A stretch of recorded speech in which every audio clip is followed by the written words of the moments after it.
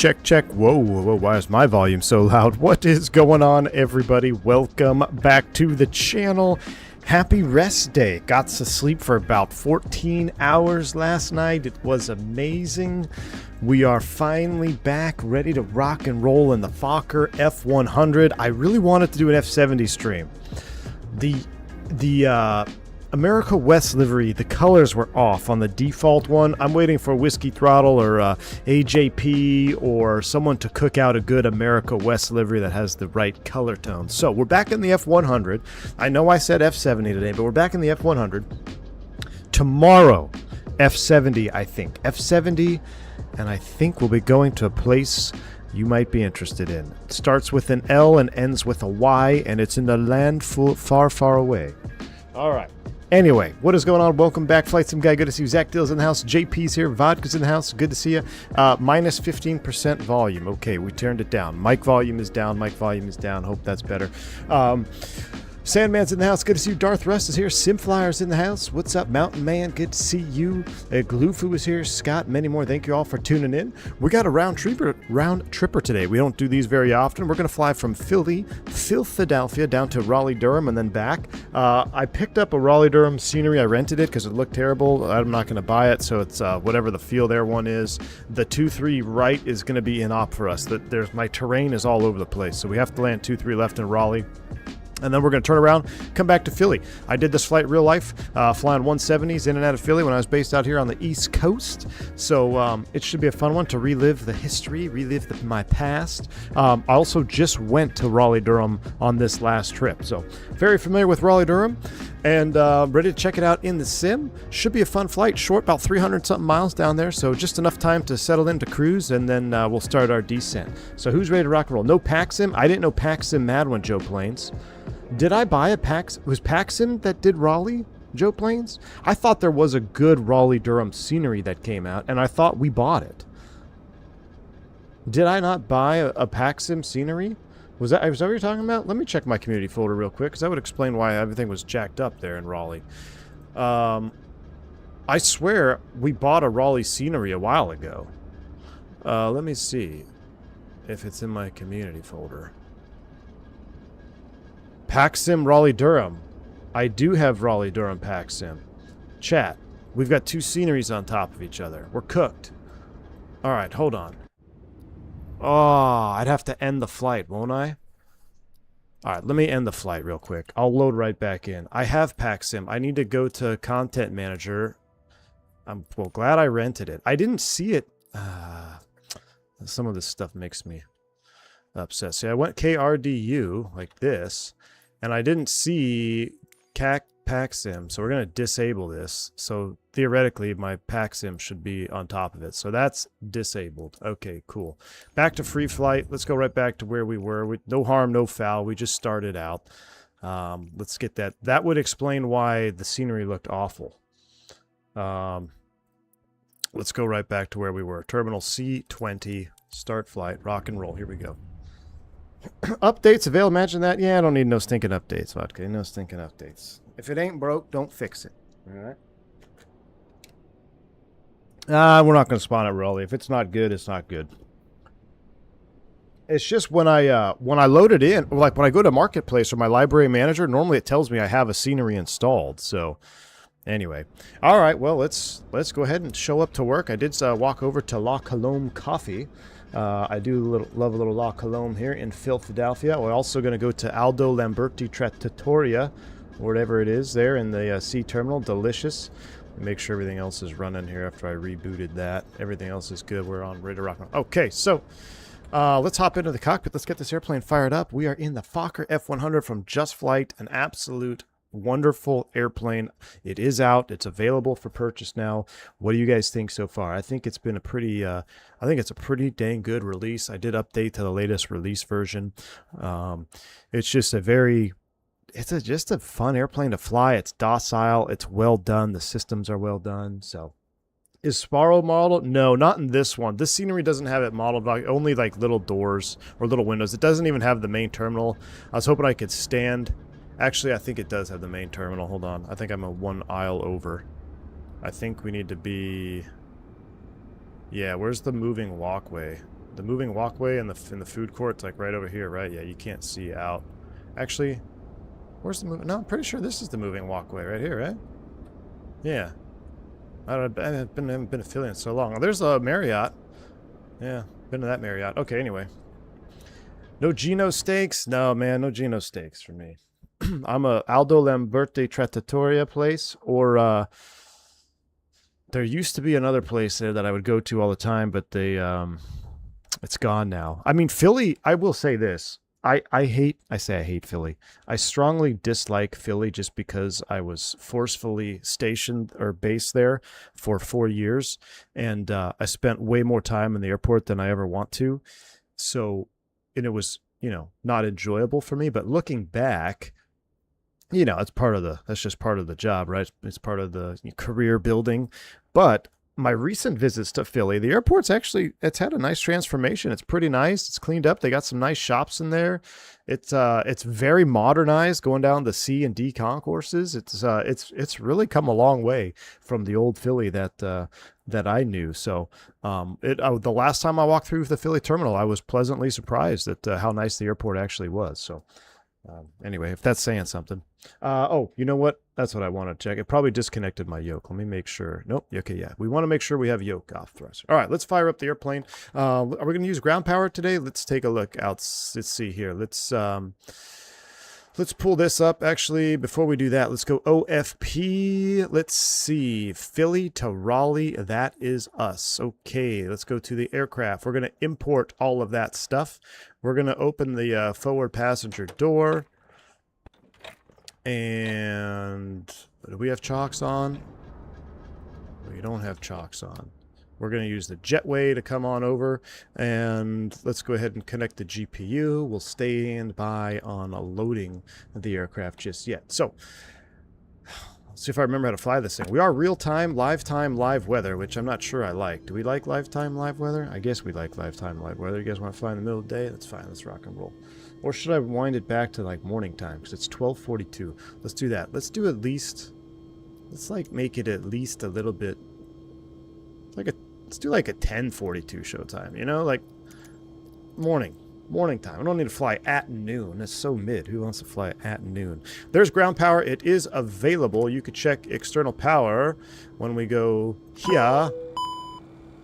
She should boot up, and I thought we would get some volts and amps. No, battery is good. 25 volts. External power is set. Okay, battery's coming on.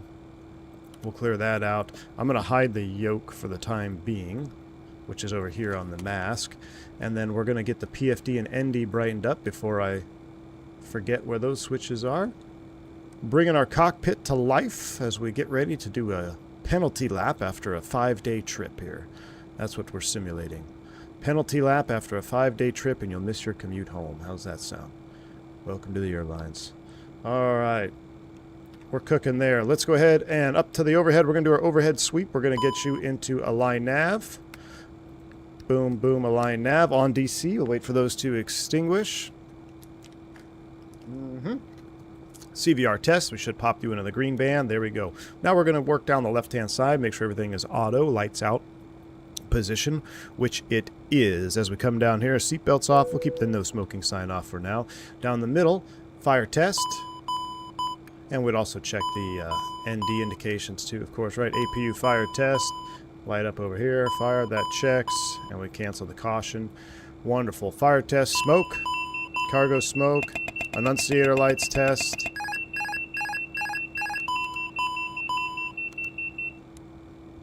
Lots of noise, lots of noise. We skipped those last time. Overpressure, observer panel light and dome light, we'll keep those off. Everything looks good here. Coming down the center, we'll go external power is on, so we're going to leave that as is. Anti-ice is off, beacon light is off. We'll put the strobes in the auto position. Nav lights can come on.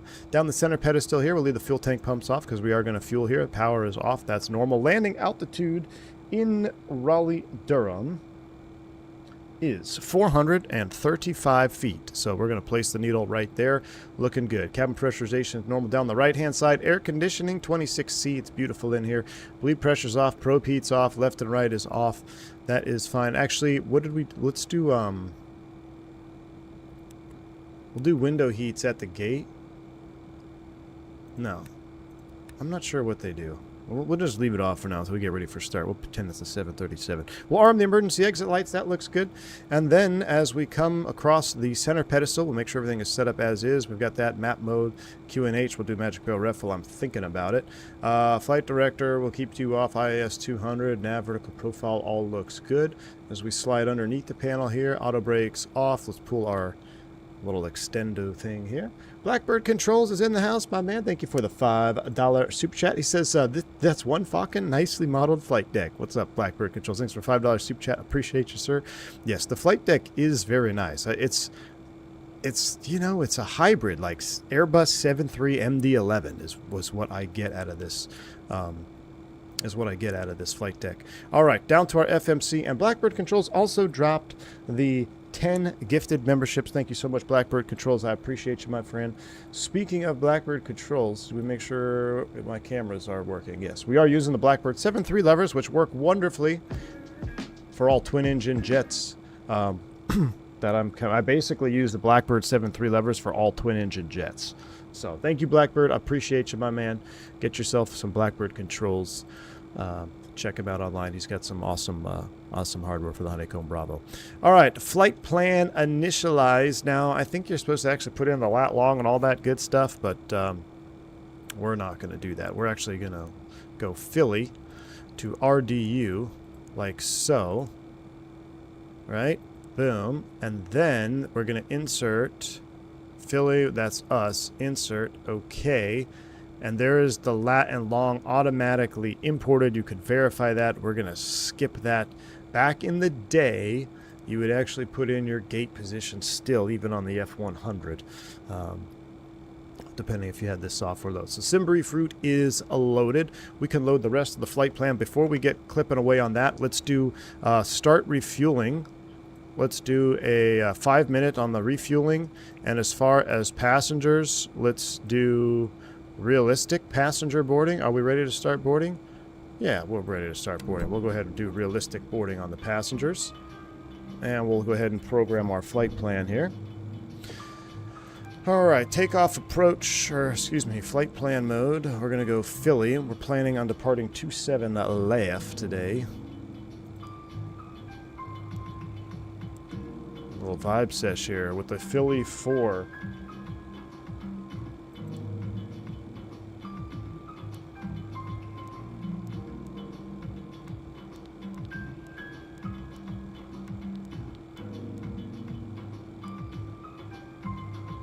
Basically a vector departure. Philly 4, Woodstown, TB, Haydo, tripod into Raleigh. Planning Raleigh. Let's, just for safety, let's plan 2-3 left.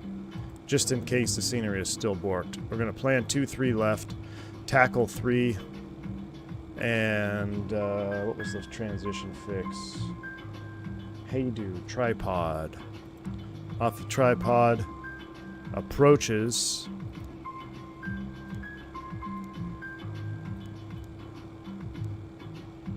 Where's my transition? LS 2-3 right.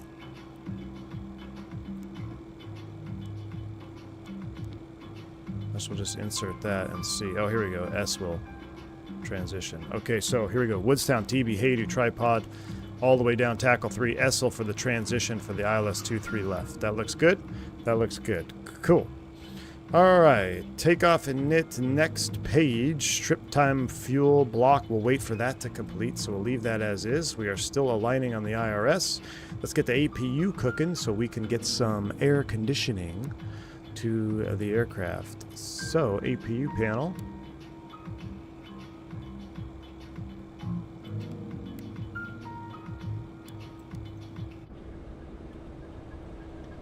Let's get you fired up. I'm trying super hard not to be an add-on collector. In the last few months, I've really challenged my commitments. Hey, I know, Darth Russ, there's been a lot popping off in the last few months, right? Lot popping off in the last few months. Alberto D's in the house. What's up, my man? Good to see you. Man, this livery is amazing. This is an AJP Creations livery, I believe. It is on the Flight Sim TO. The color of the blue is just perfect. Absolutely perfect. AJP Creations. Alright, APU is cooking. While that's cooking, I think we need to take a little walk back here. We're going to change this song. And we're also going to turn down the volume a little bit. Now, where's my good song? Yeah. Here's the Fokker song that I like. Alright, Fokker song is coming up. We need to get the coffee going. Let's get the power on. We'll get both coffee pots ready to go here. As that's cooking. The lights are set. Everyone's going to start boarding. Wonderful. Alright. There is no initial altitude on the Philly SID. Why didn't I start boarding? There we go. Start boarding. There we go. Refueling is 75. Boarding is in progress. OFP. Woodstown TB Hey to Tackle 3 Raleigh. Alright, that looks good. Let's go to the performance. Start looking at that. Alright, let's import aircraft. Actually, import sim brief. Let's see what it's going to say. Philly 27 left. Winds. Should be down the pipe pretty much. That's all looks good. Dry and ice. Let's calculate that. Import live weather. 240 at 8. Beautiful day. Force Toga. No. Takeoff weight. Let's make you in pounds. Calculate. What do we got? 35, 35, 42. Flex of 45. 1.9 units on the trim.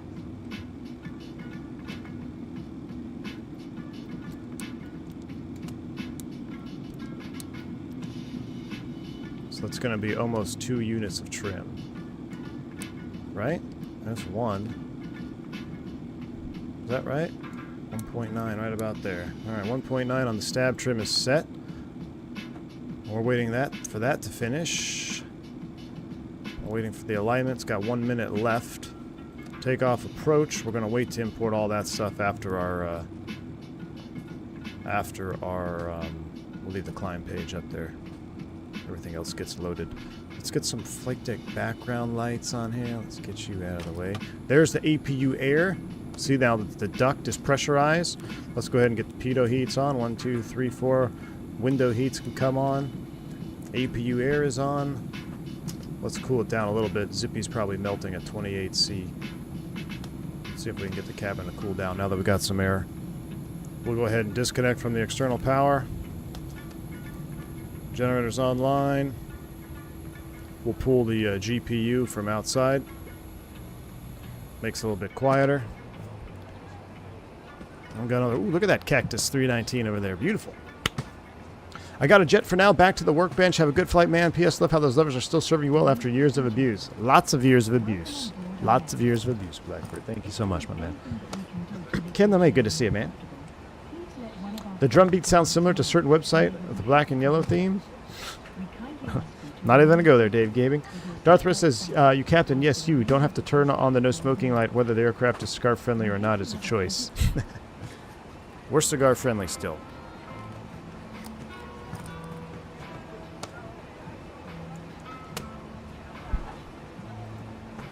Beautiful day here in Filthy. At some point she should come alive here. It says 0. There she goes. Beautiful. Alright, flight deck lights.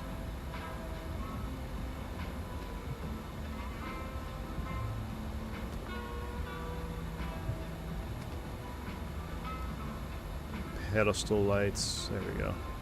Just to give us a little background. Alright, Magic Barrel ref is set. We'll turn on the thrust management system. And we're just going to wait for the weights to finish before we do any takeoff stuff, right? I guess we could check what our min fuel is.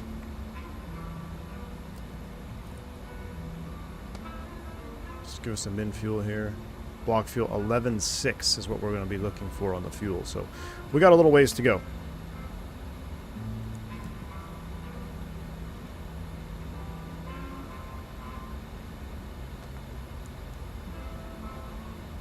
Anti-skid, gear, all that good stuff. We'll put you in RTO. Oh, we can't arm you yet. That's interesting. Should we do a flaps up takeoff this time? Squawk 2000 while we're at it. We'll put you on TARA. Squawking 2000 above mode. We should be on 22.8. 22.8 is up.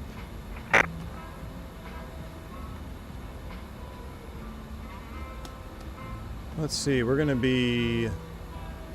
How am I going to set this up? Nav off the ground? No, we're actually going to be heading off the ground. Right? So we're going to be heading off the ground. Profile, climb, takeoff, altitude, and the heading for departure... I believe it is 276. Has it changed in the last 15 years? Let's see. 267. Oh, yes, 267. That's right, 267.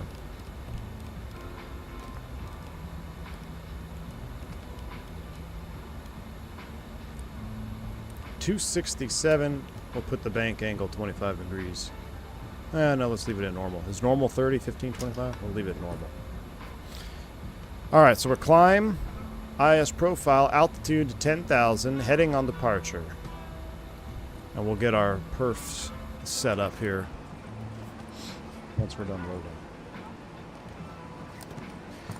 JustFlight, or Joe Plain says, I know JustFlight has a 170 or a 7100 bundle. Wonder if they'll do the 28 7100 bundle. Oh, that'd be interesting.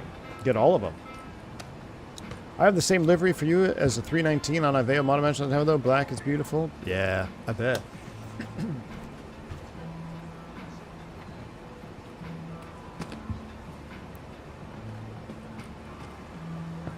We should have done a little, I don't know why my jet bridge left us there. Do a little walk around situation here. Got the cargo doors open. A little pre-flight doing the walk. Oh, you don't have GSX. Take a look at the cargo bays.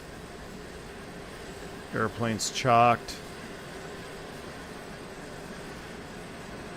I like the black Normandy stripes on this airplane. 887 Uniform Sierra.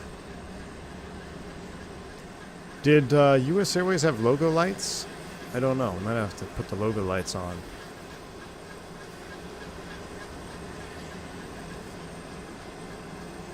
I love that little Heapler, right? I mean, that looks so good. Doing a little pre-flight walk around. Air brake is closed. Classic Jet Sim Pilot, what's going on? Good to see you, my friend. You might know. Did US Airways have logo lights on the F100? We are falking around, Classic Jet Sim Pilot. We're all loaded up. Well, we're almost loaded up. I don't know why my jetway's not attaching. Probably because it's a 2020 scenery. Let's take a look. What's the status of our loading? 57% done there. Refueling is complete. So, seatbelts, no smoking are coming on. Fuel tank pumps are coming on. We can run a before start checklist. Let's do the pre-flight. Uh-oh. Alright, circuit breakers checked, pins and covers on board. Oxygen. Where's the oxygen? Oh yeah, we didn't check the oxygen.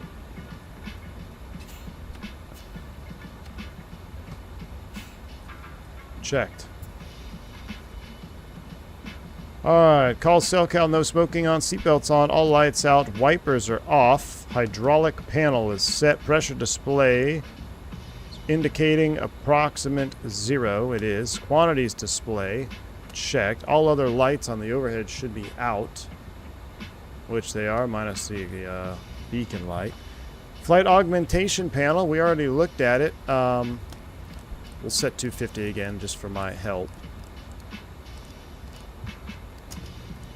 250, right? And then do we do this? I think we just, there we go, like that, all boxed up. Alright, 250 is set. Avionics panel set. JIP PWS is guarded. GPWS push button is lock taped. Warning audio lock tape, recorder, all other lights, external lights, taxi lights retracted, strobe lights are in, auto beacon is off, logo lights are on, wing inspection lights out, anti-ice panel is out, all lights out. Electric panel, we looked at that. We're on the APU bus. External power is no longer available. Batteries are on. Geez, this is a full-blown... Okay, we need to be before start. There we go. I was on the wrong one. I'm like, this is a long before start checklist. Seatbelts, fuel panel, windows, probe heats are all on. Takeoff data load sheet. I guess we'll hold it there because we're waiting for the final numbers. Ah, Classic Jet Sim Pilot. I did. Yes, thank you. I saw that little fucking thing. I should have read it. I haven't had time to read it. I was getting abused by crew scheduling. My next commute.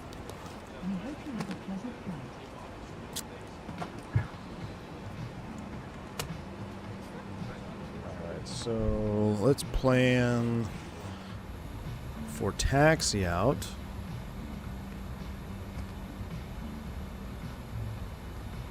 Oh.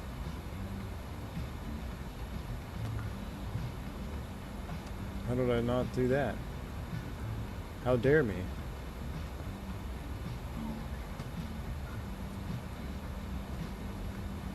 Fix that.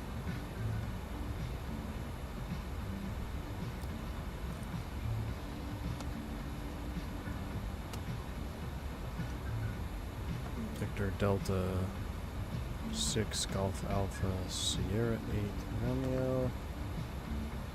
Allow. Hey.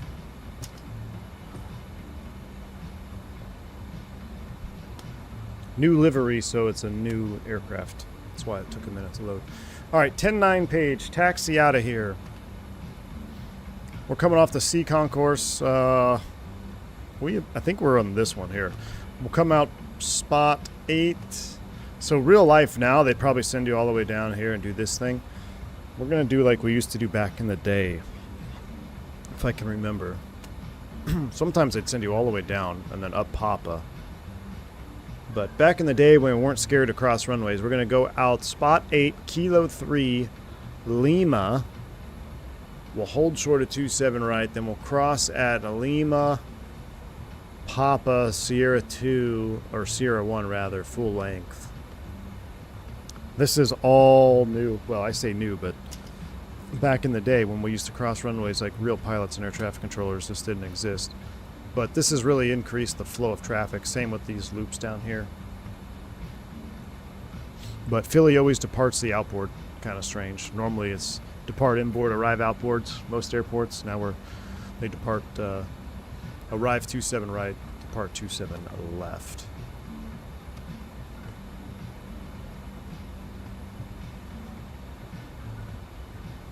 They still cross you from time to time, and it's always a goat rope to get everything done when they do that. Yeah. Back in my day, Turks, we crossed everywhere.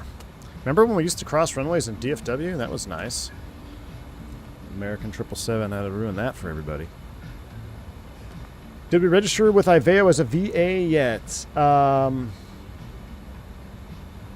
don't believe you don't. You don't actually have to vodka with Iveo. You don't have to anymore. You just put it in the remarks. If you're talking about for Prestige, you just put it in the remarks section. It says on their website that you no longer need to register. I don't know if you mean by livery, though. We don't have an MTL for it. How performance heavy is this jet comparable to 28, more like the RJ series? Well, I don't even remember. I don't think it's that perf heavy. I actually think it's pretty well optimized. I mean, we're on the ground in a 2020 scenery. It's not very perf heavy. I think it's better than the F28, I think. I think the F28 back in the day was a little bit heavier on the perf.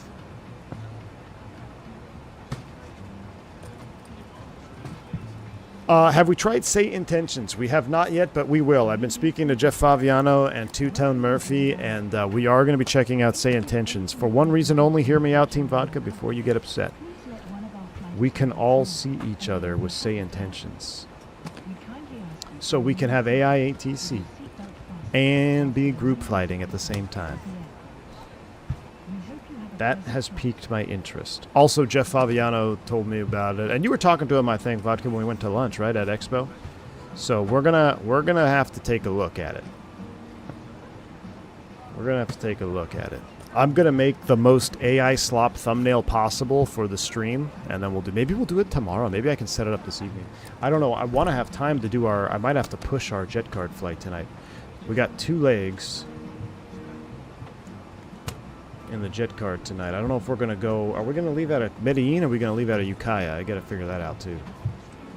Yeah, multiplayer with AIATC is what has me interested, Alston fan.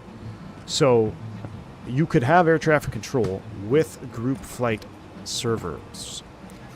So that is what that's what's piqued my official interest. Because beyond ATC, I like it for when I'm solo flying, and I love the scheduling and the traffic and injection and all that stuff. It's been great. But being able to see other live players while using AIATC is the way to go. Water's $36 sirloin. Was it 36? I thought it was like $56. The chicken sandwich was alright. I had a, what did I have? I wasn't that hungry. It was alright, man. I think that place was a little overpriced. Espresso martini wasn't bad. Cuts Talk, welcome to Commercial Pilot, my friend. Thank you for supporting the channel. I really appreciate you.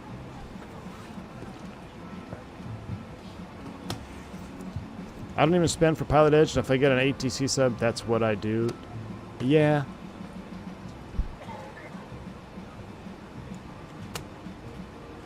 Are we done boarding yet? Man, this is a big Fokker 100. I feel like we're loading a 7.3 here. What's the deal? It's Philly, man.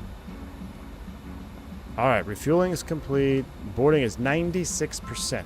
Okay, so we are almost ready to go. Can I get a radio check, 22.8? Got you loud and clear. Tell me. Hey, loud and clear.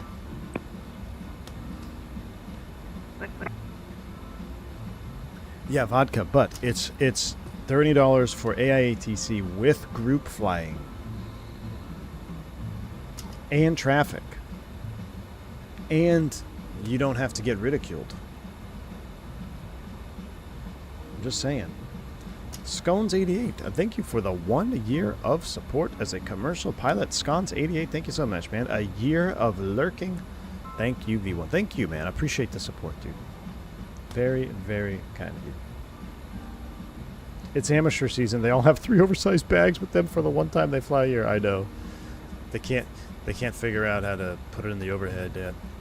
You know, it's crucial. You know the little game for babies, like the square pegs with that go in the square holes, and the round balls that go in the round holes, and the triangles that go in the triangle.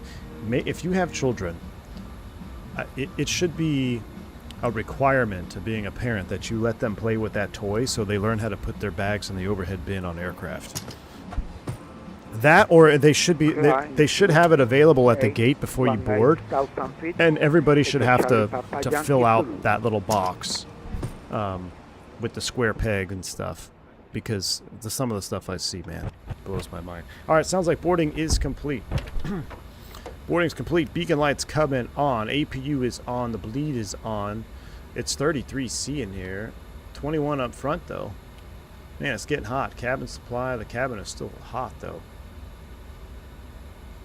See if we can turn that down a little bit. Okay, let's go ahead and run B4 start. Let's finish the B4 start. We got to finish our perf data. So, we're going to send it all from here. We're going to go performance, and we're going to export weights, export speeds, and the Toga flex numbers to the TRP. So we got our 39. Well, why didn't that take? Let's take a look at this real quick here. Takeoff speed loaded, takeoff gross weight, and block fuel. Final time 30 minutes. Route 5% reserve, 5.3, 34.6. That all checks. Next page, that all looks good. Takeoff approach page, 35, 35, 42. Retract 141. The acceleration altitude is going to be 1,000 feet on both sides instead of Euro 1500. That all checks. All right, let's take a look at the TRP panel. We are flex.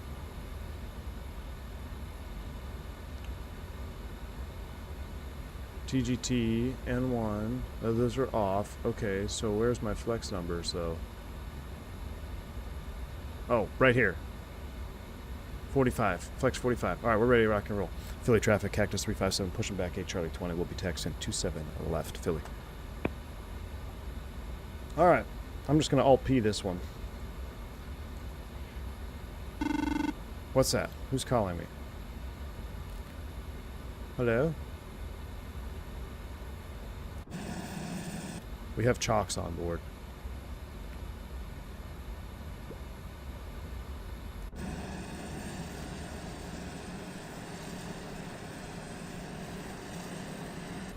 Okay, maybe we won't be using Alt-P. So let's go here, connect tug. Yes, what do you want?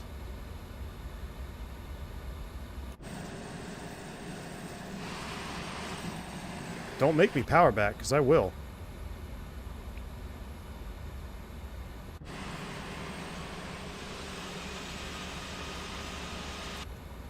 Is our brake on?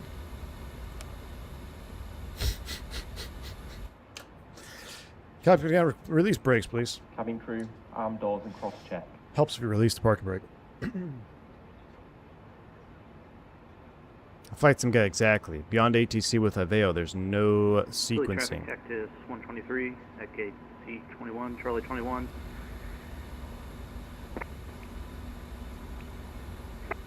Sorry, got distracted by the stream. We're pushing back gate C21, taxi runway, 715 company traffic, Philly. Ladies and gentlemen, welcome on board our aircraft. Your comfort and safety is our highest priority, so we kindly request that you Look at this, you can be your own attention to your tug nearest driver. flight attendant during this safety demonstration.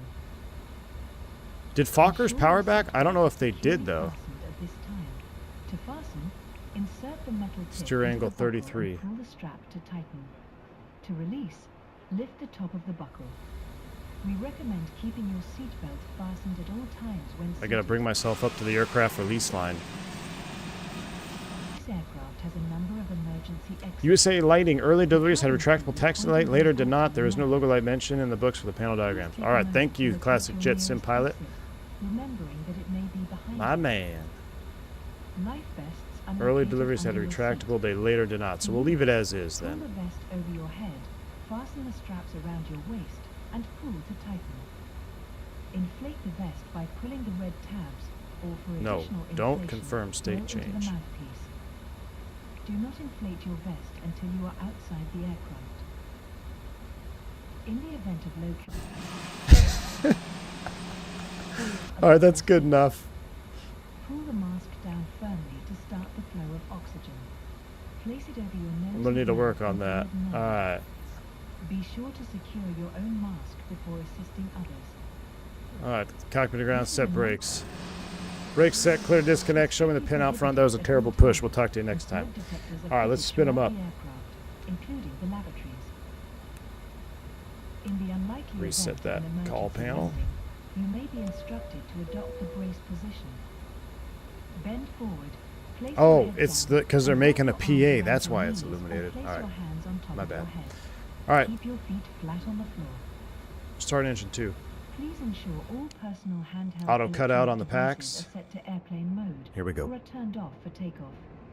Large devices such as laptops must be stowed in the overhead bins or under the seat in front of you. A safety card is located in the seat pocket in front of you. It contains important information about this aircraft and the location and operation of safety equipment. At this time, please ensure your seat backs and tray tables are in their fully upright position, your seat belt is fastened, and all carry-on items are properly stowed. Thank you for your attention. We hope you have a great flight.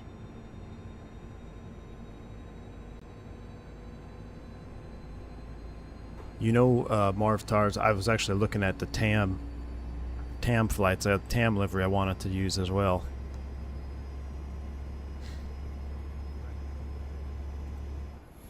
Whisper Jet, we'll start it up on engine number 2. Go ahead, start 1. N2's on the rise.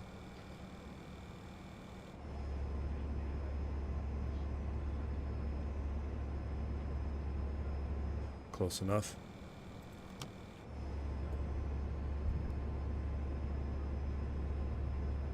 South Seat, planning Elias, approach runway 22 left, Kennedy. Gamer guy for sure.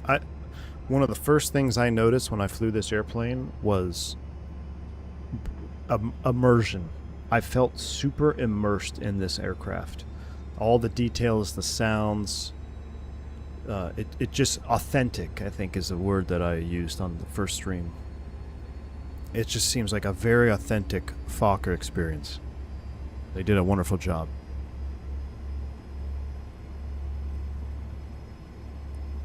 You're flying your second flight on Jet Car Day. Have you checked out sand tensions? We were just talking about it. Yeah, we're gonna be seeing some sand tensions here pretty soon, my man. We are indeed. All right, 2 good starts. Did we do flaps 0? I forget what we did perf wise. Flap 0 seems so mid. I can't believe we're doing a flap 0 takeoff. All right, control lock is off. Trims are set. 1.9. All right, 1.9. No status messages. APU is coming down. Engine start master is off. APU is coming off.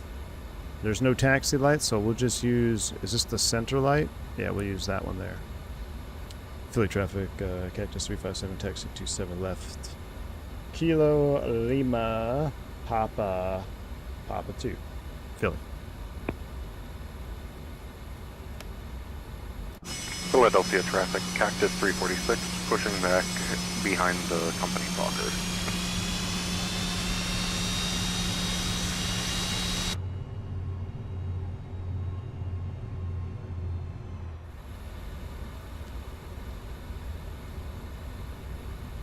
Alright, out we go. We need to lock the flight deck door. Thank you. Philly traffic, Cactus 123, taxi runway 27 left. We'll taxi behind the company Fokker. Philly. Alright, so we're popping out at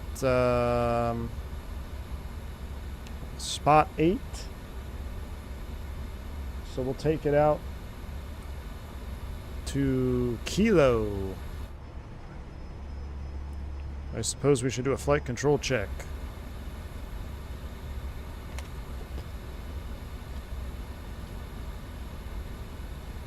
Flight control's free and correct.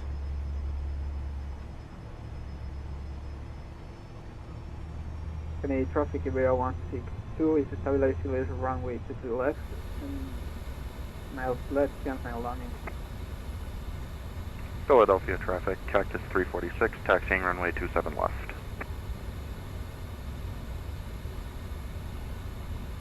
Alright, so let's cross. Let's see what type of scenery we have here. I don't know if this is the most updated one. This is K3 at Mike.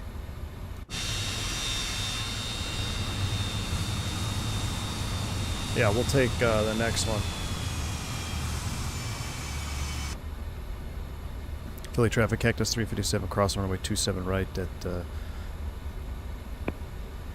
Lima. Almost full length 27 left, Philly. Turn on all your lights, do all that good stuff. Clear left. Clear right.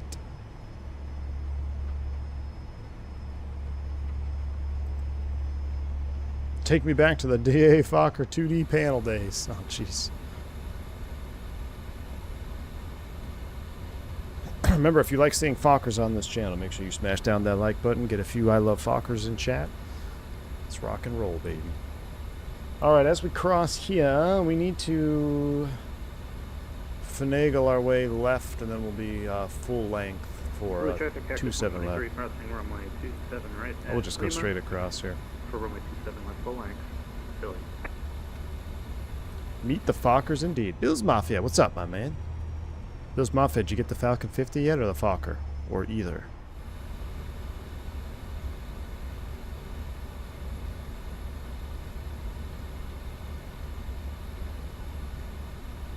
Philadelphia traffic, Cactus 346, crossing runway 27 right at Lima.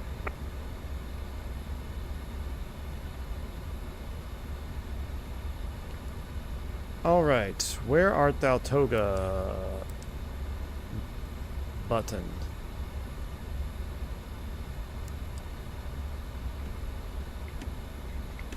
guess there's no, it won't go Toga? I know it will go Toga, right? So we're going to be heading off the ground, profile climb.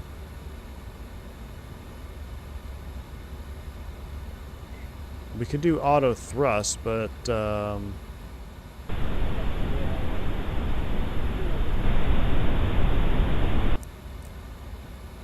need to go ATS. Toga? No?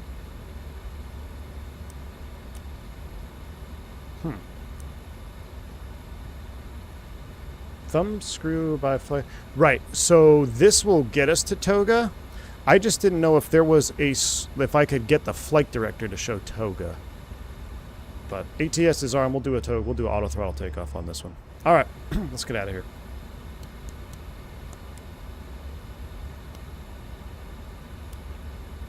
Philly traffic, Cactus 357 departing runway 27 left. We'll be straight out, then a left turn southeast bound, Philly.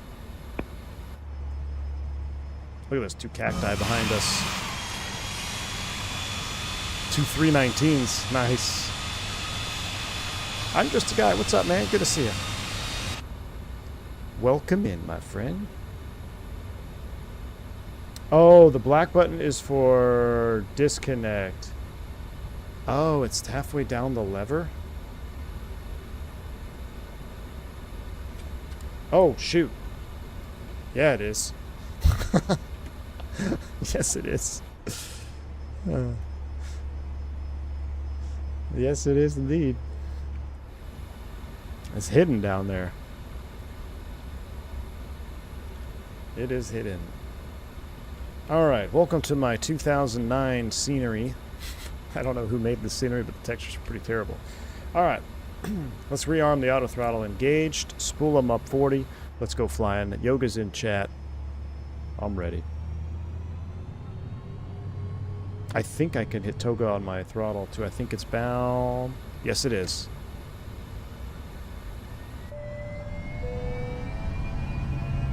Cabin crew, seats for takeoff, please. Thrust set.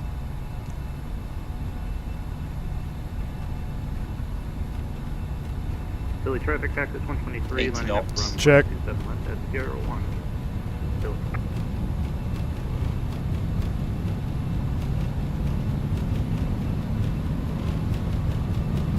V1. Rotate. Up we go.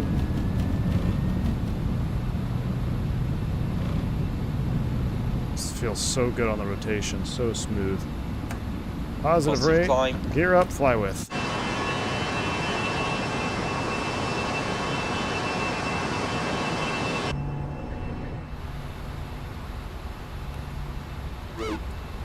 Trim whaler. 400 feet. Heading select. Climb thrusts.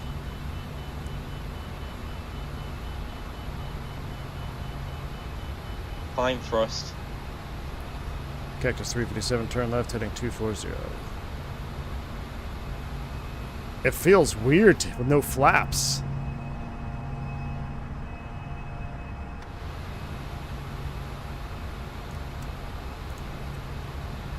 Looking for 250. Philly traffic, Cactus 123, departing runway 27 left. We'll fly runway heading, then let's turn on course. Philly. Let's make it about 230, and then we'll get a direct here in a second. Alright, direct.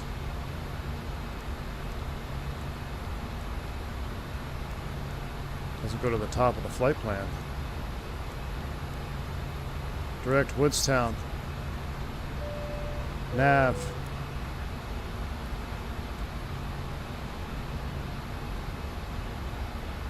Ladies and gentlemen, Philly traffic, Cactus 346, lining up runway 27 left. as we shortly commence cabin service. At this time, the seatbelt signs remain PFD is a green, little bit so bright. There we please go. remain in your seats with your seatbelt securely fastened.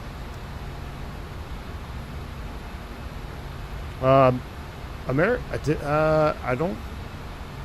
Did they buy them or were they part of the U.S. Air? It was before U.S. Air. I don't know.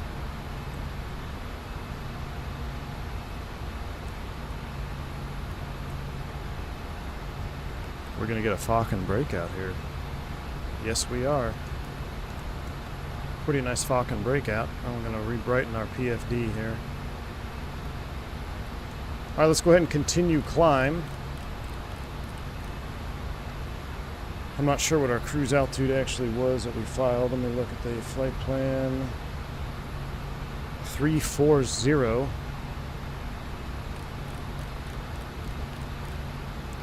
340 is set. We're on course Navan to Woodstown. Philly traffic Cactus 357. We're on course direct Woodstown at a 9,500. Last call, Philly.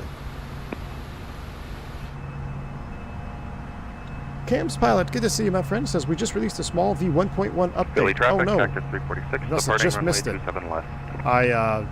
I checked this morning before I went live about a couple hours ago, so I must have just missed it, Cam's pilot. Anything you would like me to highlight on an update?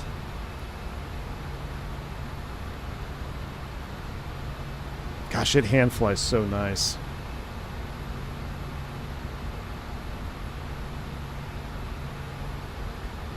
Especially with Brunner. I'm actually using so the way I set up my profile is force feedback. I have my 737 profile, which I've spent some time on. So I kind of start there with everything, and then I kind of tweak from there if I think it needs to be necessary. But just the way it reacts in flight, it's just so docile. There's a nice hand-flying airplane. Good morning, V1. I just woke up, turned on my PC, saw that you're alive. Well, welcome on board, my friend. We got two short hops today. We're doing a little quick turn down in Raleigh. Cactus 123, passing 8,000 direct Woodstown. Part in the airspace and South Lights all Philly. Yep. Pretty much on course here. In real life, there'd be about 72 frequency changes between 11,000 and 19,000 feet. And there'd be a step climb of 1,000 feet every single time. Alright, let's engage Autopilot 1. Autopilot 1 is engaged. Full screen cam is on. We're climbing up 340. We're out of 10,000 feet. Let's go ahead and get all these off. These are coming off. Wing lights can come off. Nav logo stays on. Smoke them if you got them. And we're cooking. No G-loaded camera excuse for the landings today. Exactly.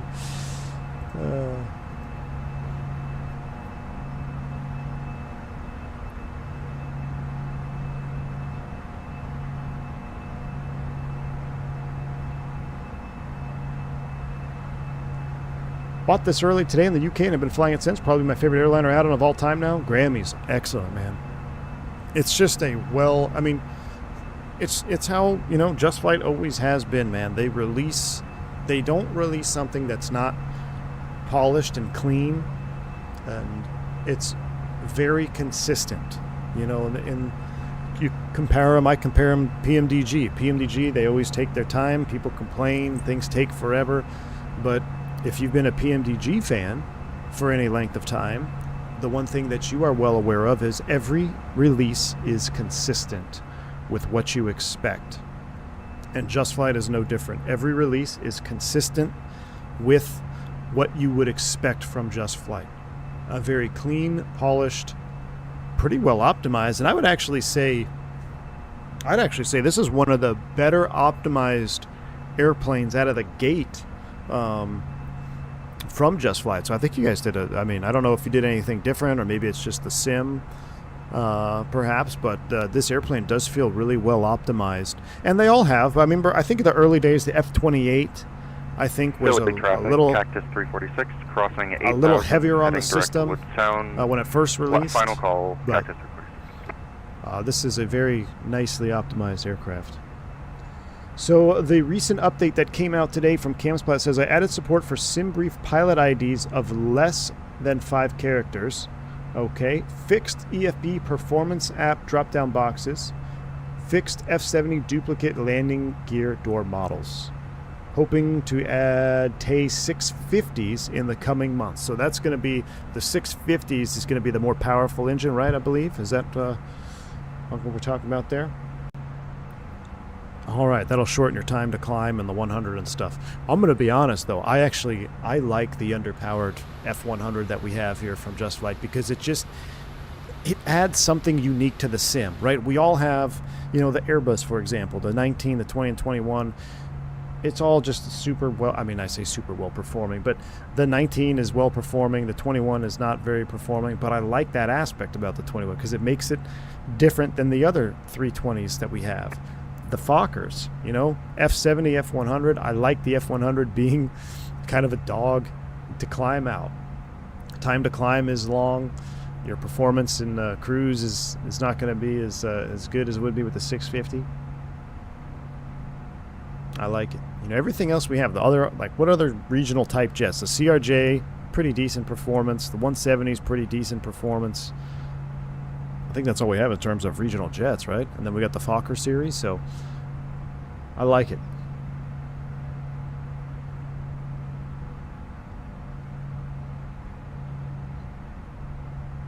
Well-powered is boring. I agree, Prodigist. Underpowered, you got to pick an extreme. I think that's the way to go. Yeah, you got to pick an extreme. Either overpowered or severely underpowered makes it more enjoyable, rather. You know, and they each have their own challenges. When you get something that's extremely powerful, like the Sovereign Plus, I still don't know. I mean, has anybody looked at Sovereign Plus numbers? I mean, is 8,000 feet per minute common in the Sovereign Plus? Is it just that powerful, or is it a tad overpowered in the sim? But anyway, it has its own set of challenges, right? When you have a super well-performing airplane, Lear 35, low level, high speed, very manual.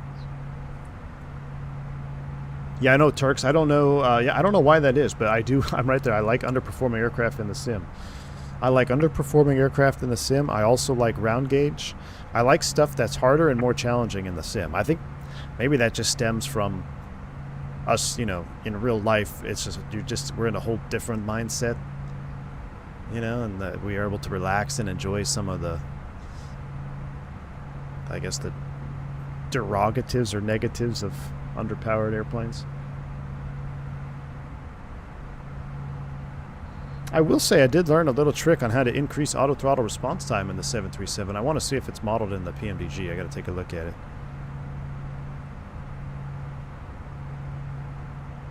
Thrust to weight is pretty high on the Sovereign. I mean, I know it is. I'm not doubting that the Sovereign Plus is an extremely high-performing airplane. I know for a fact that it is, but I also don't know. Maybe it's just the routes that I've been doing with shorter leg distances, not a lot of fuel, not a lot of payload. But it's pretty common in the Sovereign Plus in Microsoft Flight Sim to hit 7,000, 8,000, 9,000 feet per minute in the climb out. I'm not saying that's wrong. I'm just saying that's insane. I need a real Sovereign Plus driver to join the chat. Must be an age thing. It could be, Captain Corndog. Chaos Platt says, thanks all. I'm relaxing with an ice cold cider in 36 degrees C heat. Oh, 36 is nothing, Cam's Pilot. Nah, that's actually pretty toasty. It's toasty for you. Hope you enjoy that cold cider. Hope you're enjoying the fruits of your labors here with the F70, F100. It is quickly becoming... Oh, my YouTube just crashed. But the F70 and F100 is quickly becoming one of my favorite things to fly in the sim for multiple reasons. Well, my YouTube just crashed, so give me a second to reboot all the boxes and everything here.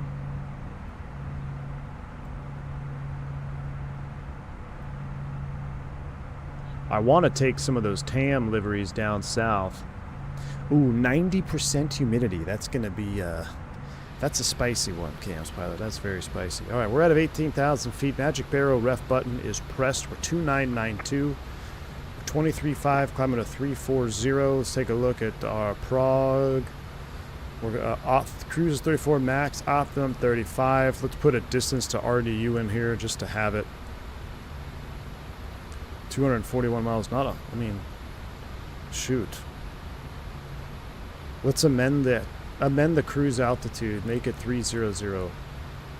We're going to amend cruise altitude, make it 300.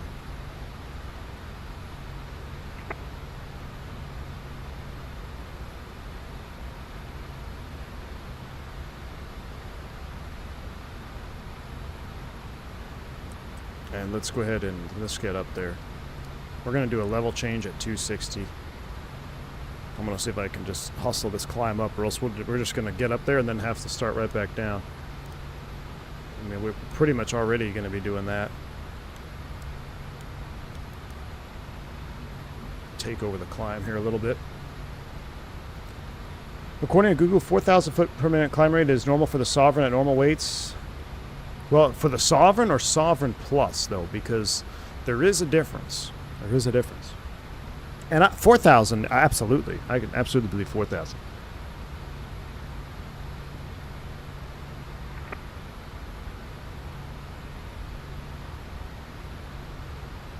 I did a transcon with it, and it was not that high of a climb rate. I think, Sandman, I think that is it, too, is a lot of the routes I've been flying with the Sovereign Plus have been shorter routes. So we are indeed, you're taking quarter to a third of a tank of fuel, a few passengers. We're not really loading it down. I mean, that's why I've got the Sovereign based in Friday Harbor. It crushes Friday Harbor. It's perfect. You can fly, which is pretty incredible. Take off at a Friday Harbor and dang near do a transcon in the Sovereign Plus. It's pretty cool, man. You guys are getting me excited for Jet Card tonight.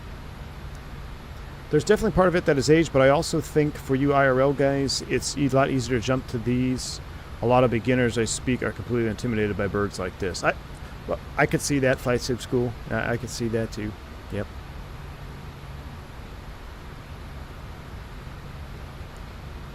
Haas, you couldn't get your heading mode to work? Uh-oh. One day when we have very early 707 or DC-8, we'll get to feel true underpowered. I know. Well, Prodigist, have you been looking at the that 707 in X-Plane? Was it Nimbus? It has my interest extremely piqued. OG US Air livery now? Gray shirt, thank you for the support, man. Are you talking about the chrome? Bare metal US Air livery? Yes, but we also need this livery. For some reason, I always am reminded of Boston when I see this blue-gray. I think it's because back in the FSX days, there was I was looking for US Airways liveries, and I downloaded a blue US Airways livery for the A318. That was, and the splash screen, or the thumbnail rather, was of an A318 in Boston. So every time I see the blue-gray, I think of Boston.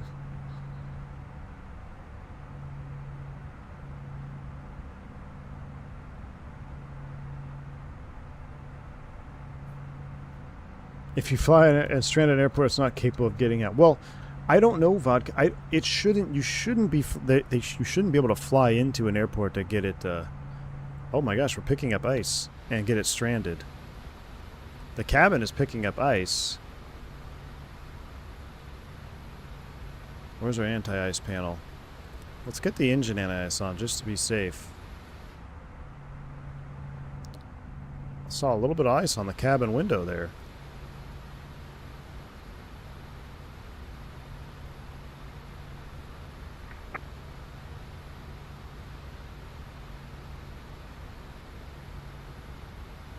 I've been checking it out. X-Plane tempts me more and more every day. I really want to try the Fearless 7.4. I know. I love the Fearless. No, don't do the Flight Factor 7.5, 7.6. There is no sense. If you are going to try X-Plane, if you're not familiar with X-Plane, do not try with Flight Factor. Got to try it with something else. Unless you do the Flight Factor 777, which was built for X-Plane 12. You got to go with either the Fearless or even the Rotate MD-11 is pretty good. I heard that got a big update too.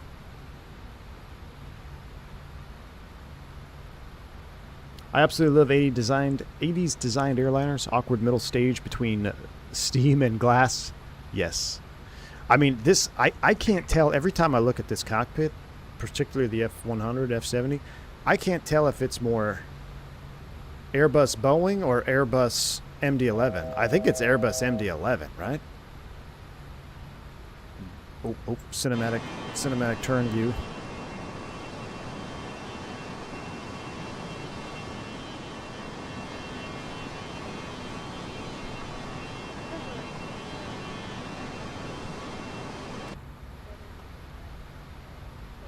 28 for 29. Finally. Don't think the sim devs realize how little we actually pick up ice. Sim is orders of magnitude more ice. Yes, it is. What's that? AFCS alert. Profile N1 mode.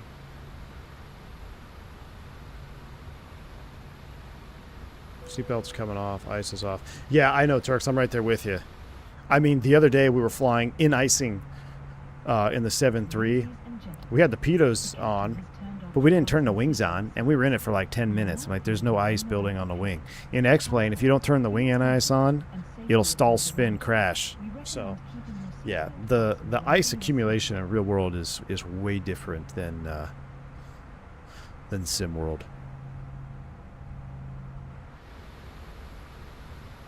I mean, I flew the Airbus for 10 years. I can count on probably one hand. No, definitely two hands. But I almost think I could put it on one hand. How many times I used a wing anti-ice in 10 years. I mean, I know two instances specifically where absolutely I had it on. Like, we had to. And actually a third time, I remember a third time. But the third time I turned it on because there was a report of severe icing in the climb, so we had it on, but I didn't actually feel like we encountered severe icing. There might have been a handful of other times, but like the wing anti-ice for me was very rare.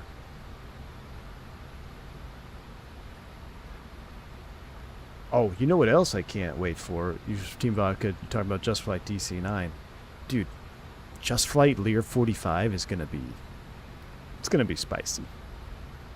It's going to be absolutely spicy. All right, you are now free to move about the cabin as we settle into cruise. The Sandman, thank you for the $5 super chat. It says, I am once again donating to the Chase Plane Fund. It's stable. How? Sandman. I don't know, dude. Every time a new airplane comes out, there's like, well, if Chase Plane is causing this, or Chase Plane is causing this, got to wait for a Chase Plane update. I don't think I need it anymore, man. I don't think I need Chase Plane.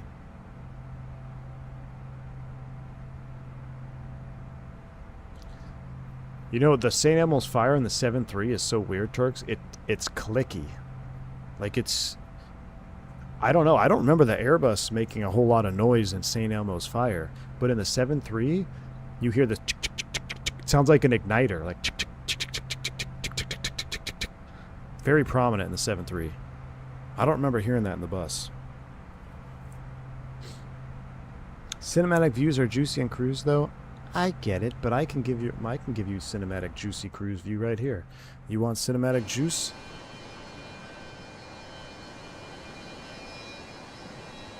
We're not going to be cruising for long.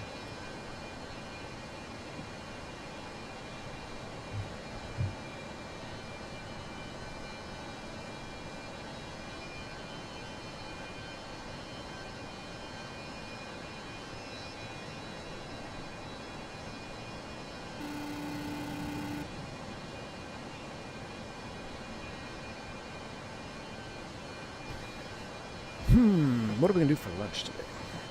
I said the same thing, and I can't imagine if I'm flying without Chase Plane now. Oh, come on, I'm just a guy. Don't be tempting me like that.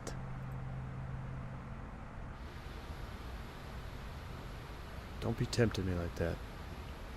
Alright, top of climb, 300. Oh, why are we at 29.6?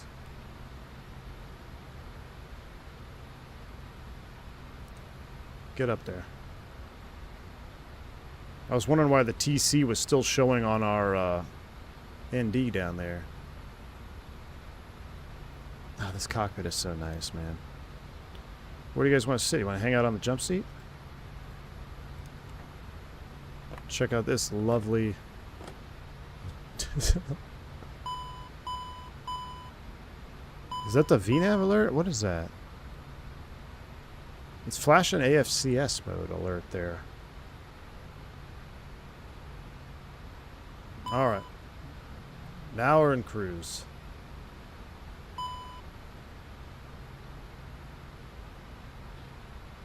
Classic Jet Sim Pilot says, I'm 100% Team Chase plane. There, I said it. You too, Classic Jet Sim Pilot? You too?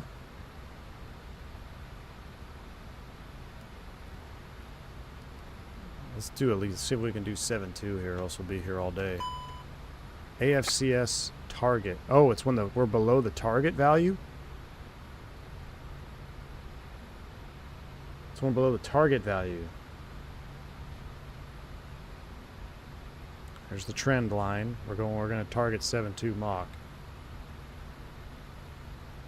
Where's my tact mode? Cruise 7.2.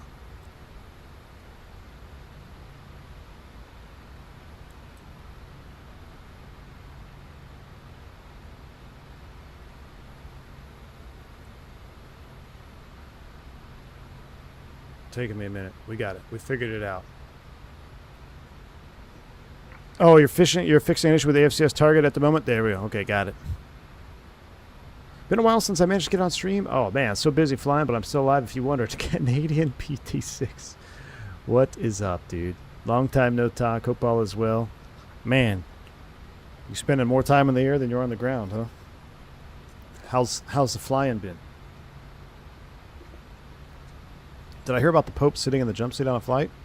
I haven't heard that one, Mr. Martini, but you see the United pilots that got fired for having the basketball team come up and fly the 7.5 in cruise?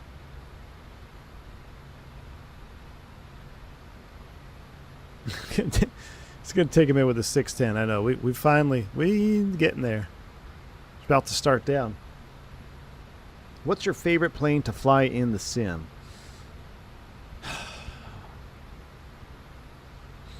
My favorite plane to fly in the sim.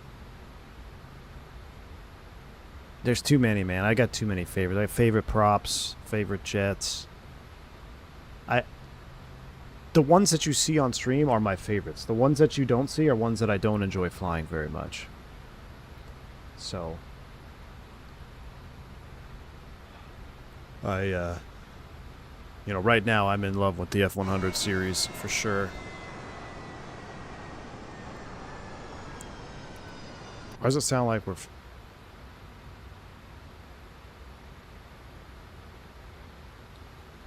thought we were flaming out, but now we're getting ready for top of descent already? I guess we should look at the star.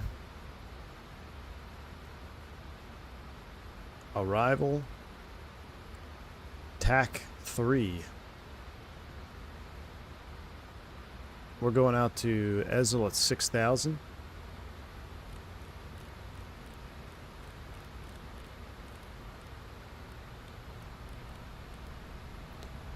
$6,000 set,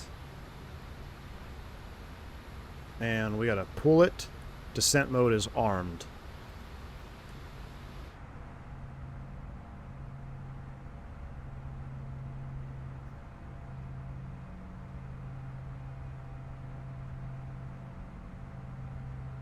I've had it for a while. I will say it's been great, but I will say that I don't think it's needed, especially with how well you already have your camera by and sit up. That's what I'm saying, Prodigist. I mean, the only thing... I mean, I know how to do my own flybys. We don't do flybys in cruise because that takes a minute to set up. But, I mean, I'm comfortable moving my cameras around. I mean, how much of a difference is it going to make to just have cinematic views at cruise? Like, is that really worth it? I don't... And I've heard that some cinematic views will actually crash the sim. So, to me, it's not worth it. Yet. I broke out the Turbine Duke last night. Such a great plane. Yeah, the Dukes are amazing. All of them, dude. What do you fly off-stream? That's the key. Well, it's been a mostly time. Off-stream, I was flying the Sovereign around. But I think that was more Jet Card. Jet Card allowed me to... It really ignited, oh man, I want to fly corporate jets again. I have a reason to. So that, I was flying the 10 around, the Sov around for a while. I need to spend more time with the Falcon.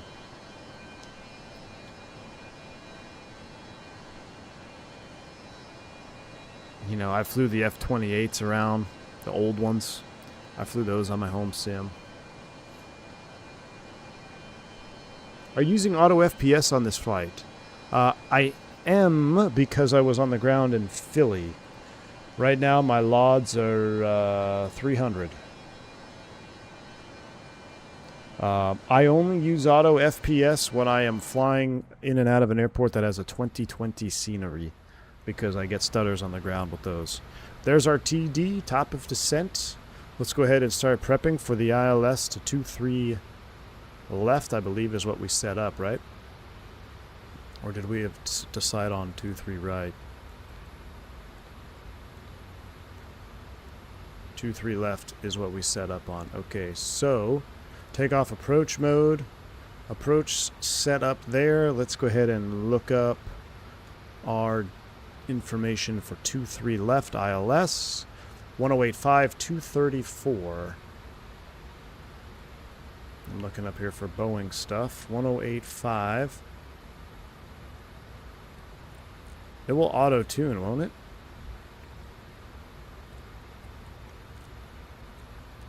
No. 108. Wait, 108 what? 1085. Okay, I was going to say, it's not a frequency. 1085, 234. Turk Karen is here. My goodness, look what the cat dragged in. I'm surprised you're not off counting pixels somewhere, complaining that an ND has one too many pixels than the real-life counterpart. Alright, 1085, 234 on the final approach course. The DA is 806. Cam's pilot, if you're still here, one thing I noticed.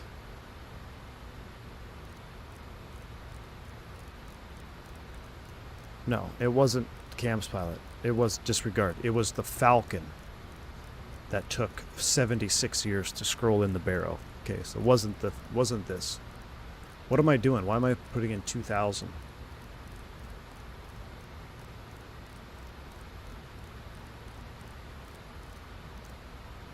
Now, I've been dialing this so long, I forget what the actual...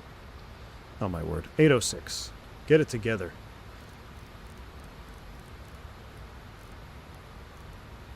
.806 will set 810. 810 is set. Let's run some performance data for landing. So the best performance page in all EFBs in the sim. We're going to go to the landing. We'll import from the weights from the aircraft. We'll put in sim brief information. I'm going to change this to 23 left. Braking action good. Alright. And dry. Oh, that all checks. Live weather. Right now Raleigh is saying condition dry. Weather 240 at 6 right down the pipe. Calculate the speeds. 33, 26, 31. Factored landing distances all check out.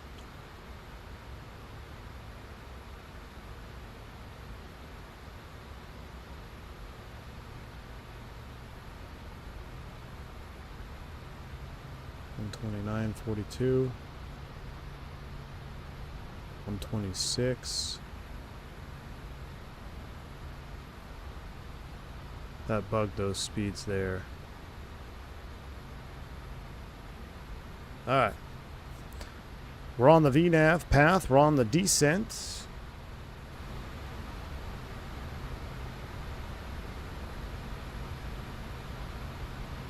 Turk is saying 1010 on the PFD is crooked.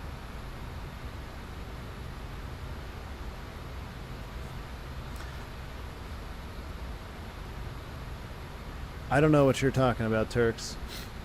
Or Turkaren.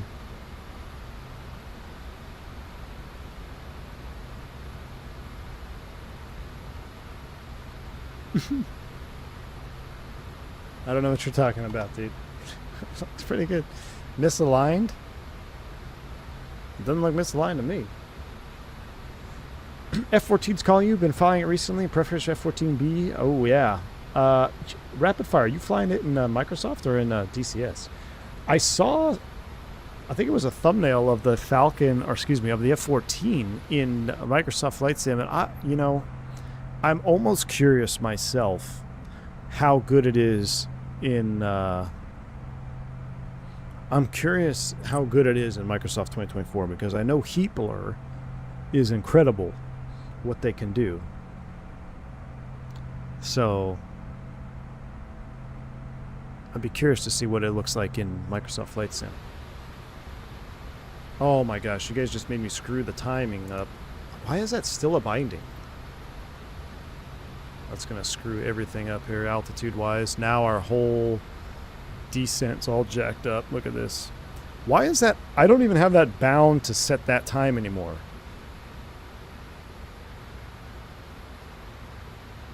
Now we're all screwed up. I think it caught back up. The 10, the left 10 is further from the pitch line than the right 10.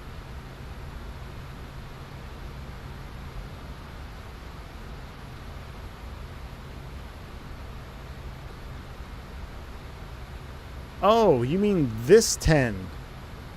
Oh my gosh. You guys are insufferable. You guys are insufferable. Who notices that? I mean, yeah, it does. It is off that way. It's unflyable. Absolutely unflyable. Deleting, uninstalling. Never flying the Fokker again.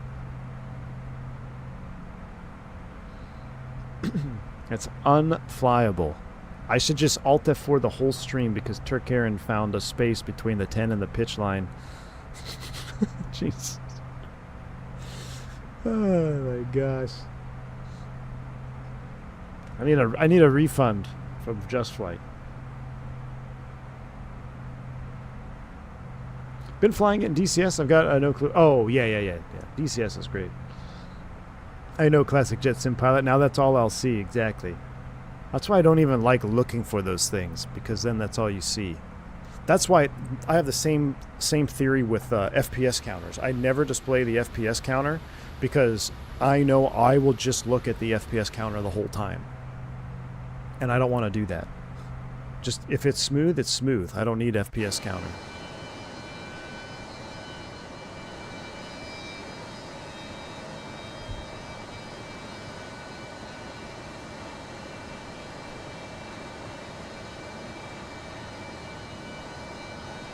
Oh, is there an extra bleed in the... I think...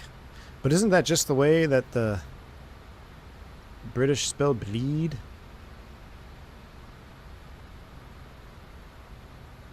No, it's got two E's. B-L-E-E-D. I mean, look how clean that panel is. I mean, this is what Turk does every time. You know, every time he gets an add-on, he's like, "All right, let me see. Where can I find a pixel that's in a?" I don't know. Where's another pixel missing? Where's a pixel missing? I don't know. Where's a pixel missing? That's what Turk Heron does all day long. Is the F70, F100 on your jet card fleet? Captain Sim, no, I don't believe it's going to be either. I don't think there's any executive configurations. Not a British jet, sorry. The Dutch. Sorry. I do stand corrected. I stand corrected. I said British, my bad. The Dutch. You're absolutely right. I like the Dutch better.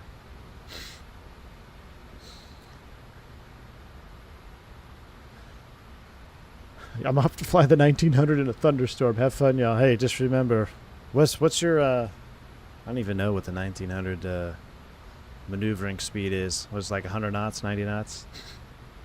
There are some VIP versions of the Fokker. Really, Denny? Well, it is one of those aircraft that if it does have one, then I have no problem adding an F70 VIP version if it does get added into jet card in the future, maybe one, because it is that good of a module. Yes, it is. No, don't tell Alex.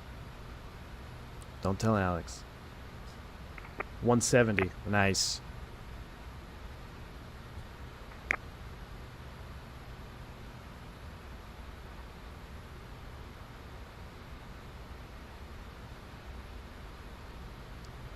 Just read that Miss Jane from the community team at Microsoft Flight Sim is stepping down from her role after 6.5 years. What an asset to her community she has been. Good luck to her. I don't know what her job is. Community team? I wonder if she got tired of the community being so toxic. Or if she's to blame for career mode forcing you to fly 3 hours in a caravan for 700 miles. I swear we need a good 1900D in the sim. You know what, Canadian? We haven't had a good 1900D since PMDG 1900. Hit the like button if you remember the PMDG 1900. If only we had a seminar on toxicity. Exactly, Captain Corndog. Captain Corndog, was it you that made the meme about Turk and the toxicity? Who made that picture? Was that you? The F70 has been used by the Dutch government and the Slovak government, I believe. Well, wasn't it a... Oh no, it was a Falcon. I'm getting everything confused, man. These things came out the same day. They're both like rear-mounted engine airplanes. So who had all the members from Parliament? That was a Falcon jet that crashed. Wasn't it? Or was that a Fokker? People want a realistic career mode. The night VFR commercial cross-country story. Don't just fly themselves. Yeah. Yeah. Whoa, Cam's pilot has some breaking news. A highly respected dev that we work closely with and publish are developing a 1900D. Well, I just got extremely excited for an airplane that I didn't even realize I missed that much, but I do miss it. I don't know if Captain Canadian's still here. Did you hear that? A highly respected dev that we work closely with and publish are developing a 1900D. Can you imagine a good 1900D in the sim? Oh my goodness me. Was it the Polish government, Denny? I can't remember. I remember it was either a Falcon jet or a Fokker that crashed with some members of government, right? I think there was like a couple of missed approaches. Turks, I remember the 1900 PMDG. That's what I said. Hit the like button if you remember the PMDG 1900. Why do I feel like we're way high on profile here? What did this star call for? I feel like we got all out of sorts. Let me go back to my... We might have to do an impromptu hold here. Let me just go ILS 23 left. ESL transition. ESL is supposed to be... Or the lowest is 5,000 at ESL. Let me look at some stuff here.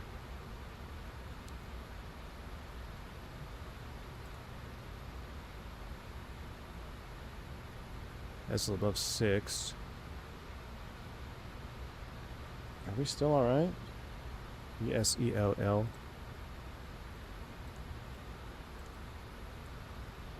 58 from ESL. We gotta be at 6. We're out of 20. That's 14, 28, 34. Yeah, we're fine actually. We're still looking good. We're actually okay. VNAV is doing VNAV things. We're just going... How fast are we going? 270 knots. We're just trickling down.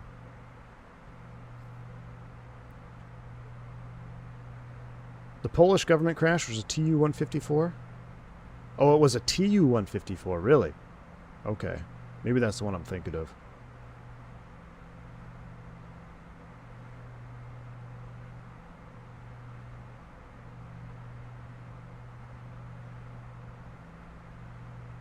There was a crash in my country in 1993. Macedonia Fokker 100, only 14 survived. Uh-oh. The 1900D has a Peyton Manning forehead. It does. Fight Some Guy says the 319 avionics says we're on profile. Alright, good. Oh, look, we got a little bit of ice in the descent again on the windows.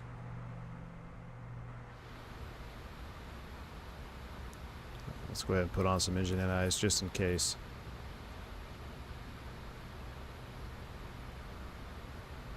I'll come and do a thorough stream plus show you the 2 peaks of an ITT start on the 1900. Oh no, Canadian. I thought you had to go flying. Get out of here.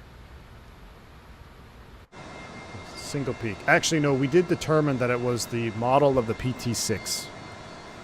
So the 1900D shares the same PT6 as the PC12NG-XU. Turkaren says, where's the visible moisture? You know where, Turkaren. I'm not going to say it, but you know where. I wish we had correct icing model on Microsoft. Yeah, I mean, I think people make a bigger deal about icing than it actually is. real life icing is extremely boring. Unless you're stuck flying turboprops like Canadian in his 1900. In terms of jets and airliner flying, icing is just, it's really not a big deal. The jets that we have in modern age, they rarely accumulate ice, even in icing conditions. When you are in icing conditions and accumulating ice, the rate of accumulation is typically pretty minimal.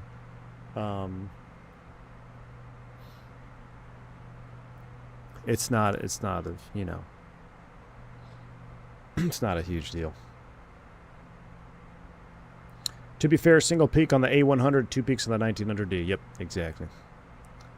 Yeah, it has that second igniter set on the larger PT6.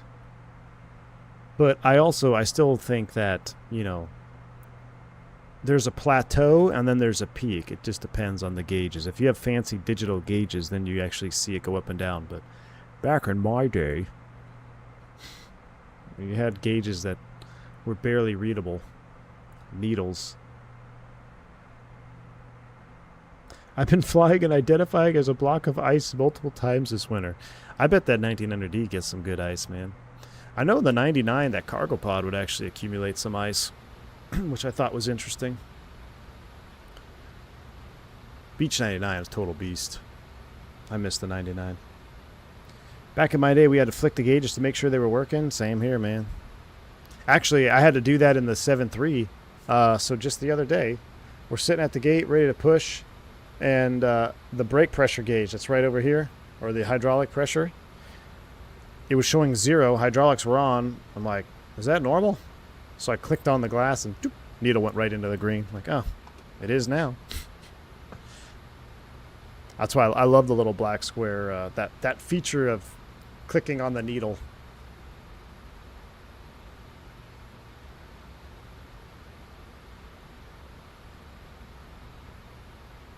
In film and video 1900, you actually see the needle goes down on the start. Ah. All right, Canadian. I look forward to seeing it.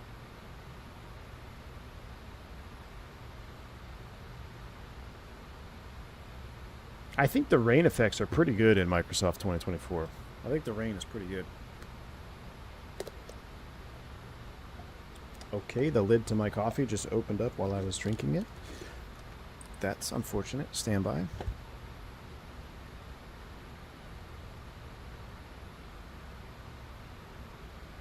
Good thing I wore a black shirt.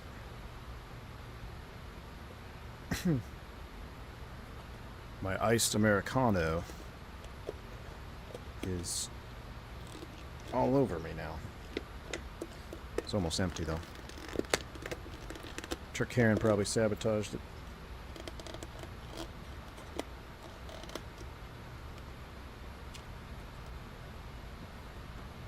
Since I fixed my sensitivity issues, PMDG's become your favorite jet? Yeah, now that your rudder sensitivity is not making everything full deflection when you touch the rudder pedal, I could see that would make a big difference.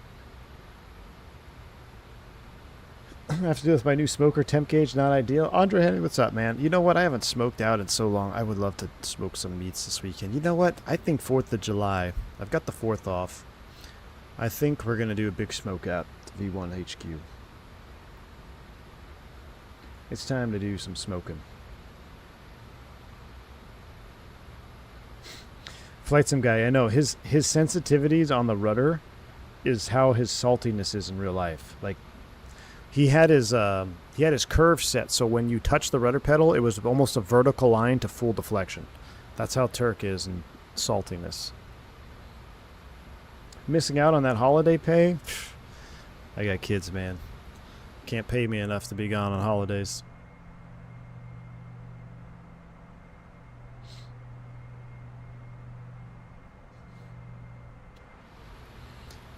All right, here we are. We are starting to catch up. So, Seville, Isbel, we're not going out to the mist. Sounds are coming up. I really hope the scenery is working down there.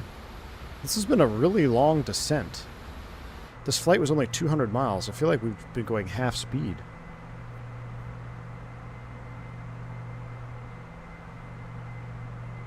I feel like we're flying at half speed. We're going to fly this thing at 20,000 feet in barber pole on the way back. because I'd like to get back to Philly. I'll tell you what we're going to do, because I want to have time for that second stream. So here we go. Flight plan, direct, ESL, the second one, descend and maintain 5,000, level change, 280 for now, down we go, and then we'll dial in 250 here in a second.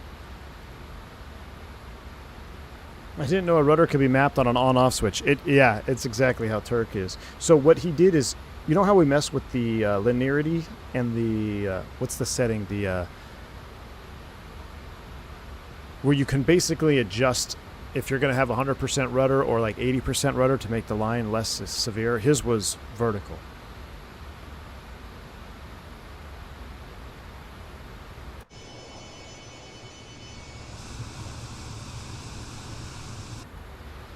Extremity dead zone, that's the one. Yeah, he had his extremity dead zone set opposite, so it was going to 100% deflection at like a quarter deflection. So if he pressed his rudder pedal, it would send an input to go full deflection.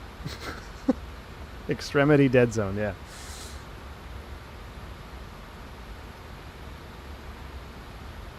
How's wing flex look on this thing? It's actually really good, man. It's super subtle. But you definitely notice it when you get in turbulence. When you're taxiing around, you'll notice it too. It's got the perfect subtle wing flex. And actually, I don't know. I'm going to put a hot take on here. I think some of the best flap modeling in the sim comes from JustFlight. They got some of the best flaps. If you look at an F100 wing, there's a couple pictures on Google. You do F100 wing view landing or whatever. When the spoilers come up, the flaps come out, it looks really good. They got the right thickness. I always thought that the panels look thin, but that's how they look in real life. But JustFlight has always had a really good wing texture, some of my favorite. And this is midday, where it's absolutely mid to fly. Cactus 912, you on frequency? Negative. Hey, firm. Okay, yeah, check your space. You just got an RA. Hey, firm, we'll break off. He's like, I don't have my TCAS on. Thank you much. All right. Oh, we're going to slow down.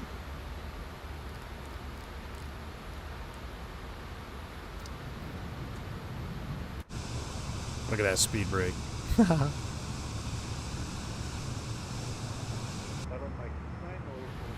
All right, sounds are coming up for landing. There's 250 on the speed. Now we can continue to hustle down to 5. Speed brake is stowed.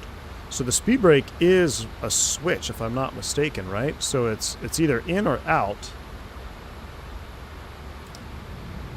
Yeah, it's either in or out.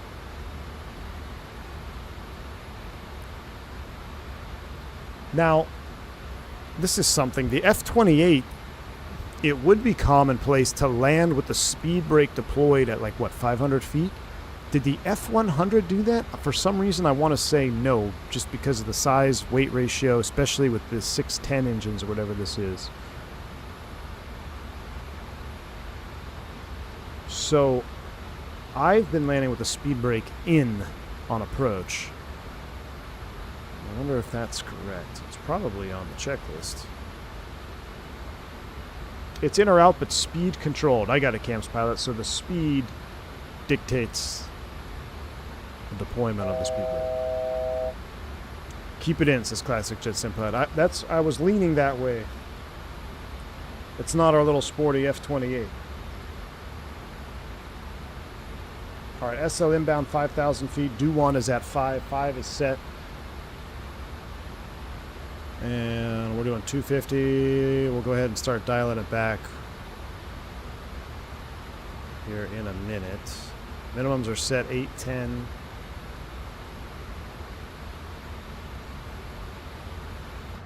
We'll keep it 250 to do 1 here, then we'll start slowing up.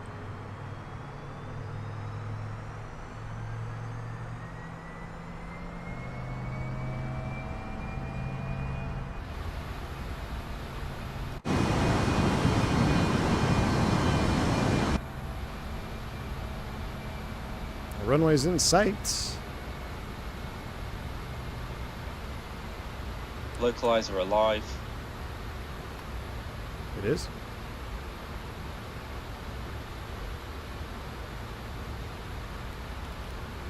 Let's drop to 4 so we could stay fast. 4,000. Get ahead of it here. Alright, seatbelt signs are coming on. Prepare for landing. Ice is off.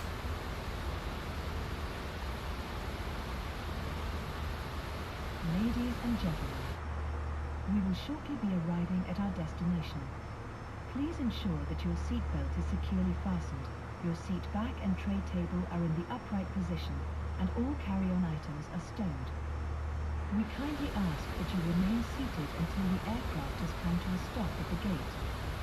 On behalf of the entire crew, we would like to thank you for flying with us today, and we hope to see you on board again soon. 2-3 left.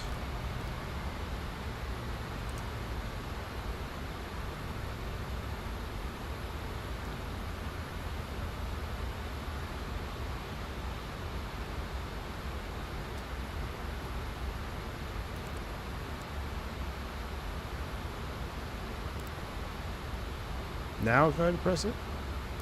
Yay! I knew I was missing something. Alright, flap speeds. Flaps 8 below 250. Here we go, flaps 8. Landing cam's coming on. We're not going to record the landing because we're going to do a quick turn and head back to Filthy.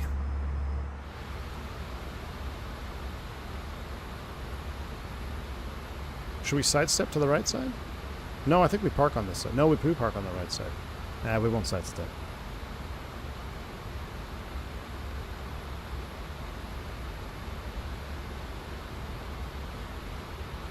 What did we say, our VREF? 131.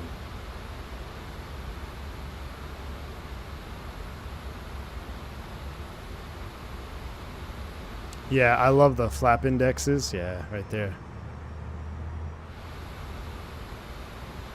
Matter of fact, let's go flap 15.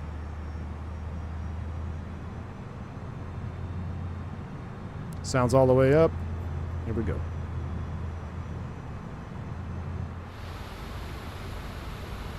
Professional button presser, I'm helping. Thank you, AJ. Appreciate the $3 super chat. I'm helping. It does look like gear down. Oh, gear down. It does look like we have proper scenery. That's good. I'll try to get all the cinematics in here since we're going to leave. No replay. Look how slow the gear extension is.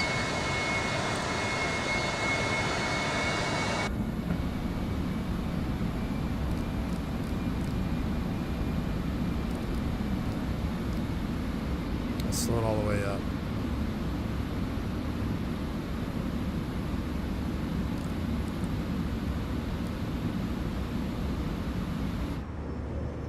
Flaps 25.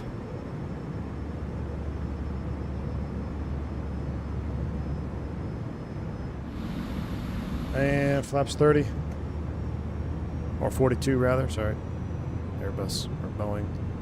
Gosh, I love that. Look at those flap tracks. This looks so good. Alright, autopilot's off. Whoa. Auto throttle's off. Give me the bird. That was a little aggressive on a disconnect there. Oh, probably trimmed out. Oh, slow. Come on, baby. Glide slow. Wasn't really trimmed out. That you see for landing. Get back on it there. When I disconnected, she just felt way out of trim. There we go. Bruner problems. We're back on it though. Here comes the slope. Flight path vector is on. That's the flight attendants are ready. Established on the localizer, Islands runway 23 left, 10 miles on. So he's 10 behind us. Haven't heard anybody out here in front of us. We should be all right.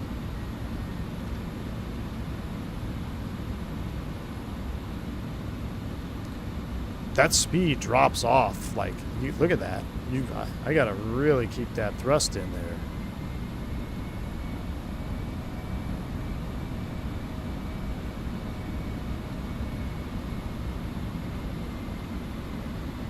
$100 above.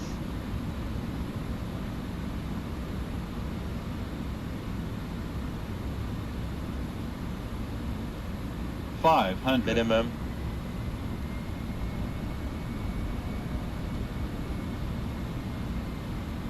Gusty. Didn't call for gust, did it?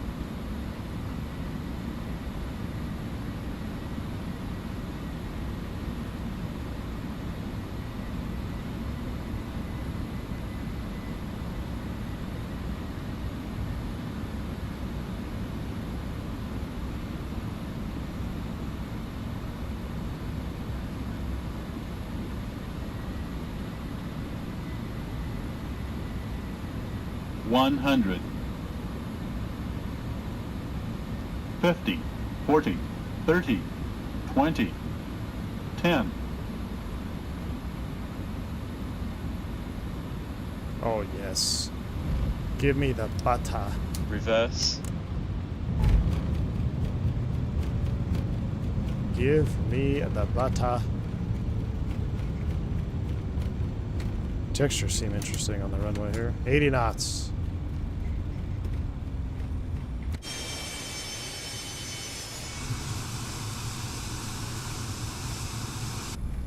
Ladies and gentlemen, welcome to Raleigh, Durham.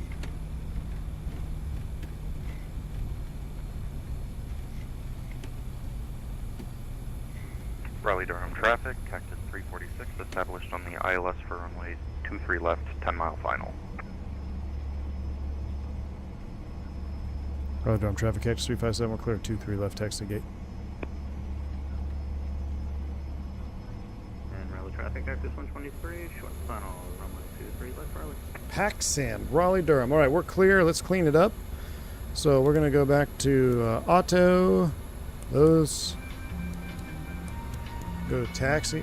Oh.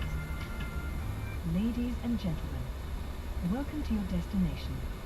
Please remain seated with your seatbelt fastened until the aircraft has come to a complete stop. We'll get that started and the up. seatbelt Oh, look at that signs Astro are jet. We're going turned to go park over there. off. Use caution when opening overhead bins, as items may have shifted during the flight. Trim set middle of the green On behalf of the band. entire crew, we would We'll like turn to you thank off. you for flying with us today, and Off. we wish you a safe onward journey. Get rid of that. Bum, bum, bum.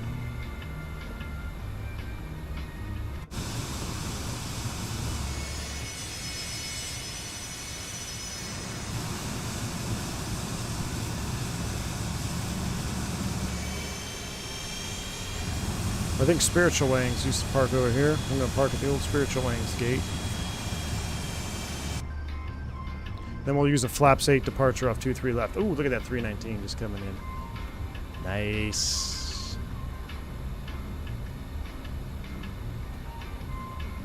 All right, we'll kill taxi light. Oh, those are on? We never turned them on. Cactus 123, clear the active at Alpha Nice. 3. We're following company Fokker to Alpha 5 next to the Astro jet.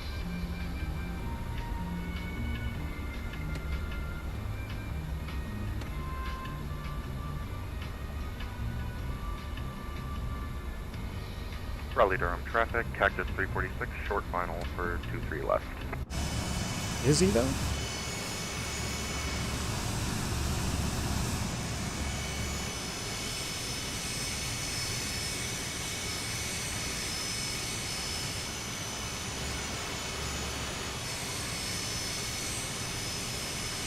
We'll stop it on the CRJ line.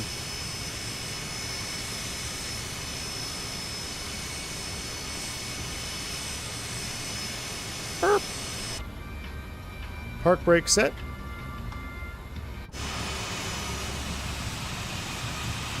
That ain't short final, brother. I'm out there 15 miles.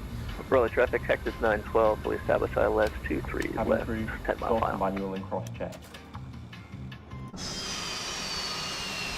Spooling it down.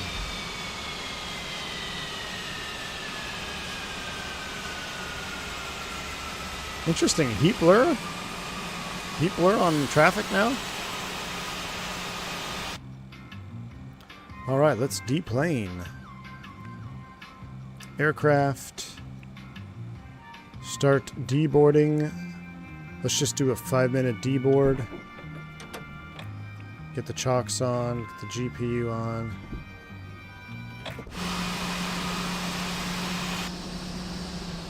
A little bit gusty coming in here. Was not expecting the gust.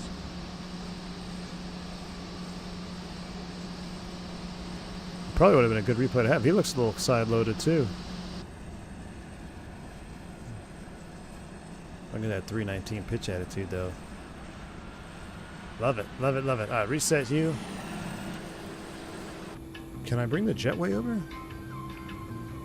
Hey, jetway's coming over. Okay, so we're going to unload all of that. They're deplaning. External power is available and on. APU's coming down. Thanks for riding with us in the jump seat. We'll unlock the door. We'll turn the music down. We'll get a new flight plan file. We're going to quick turn this puppy back to filthy. Here comes the jet bridge.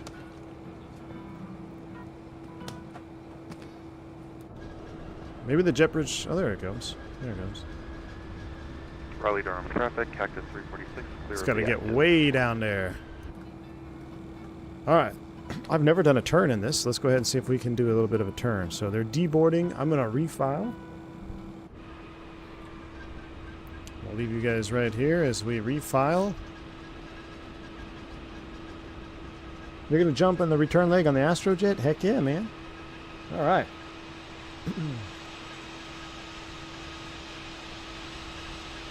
Let me go open up SimBrief here.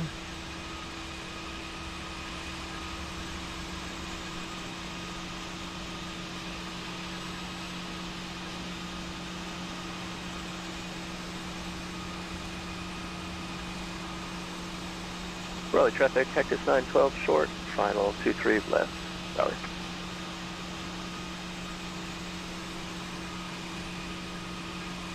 Generate that.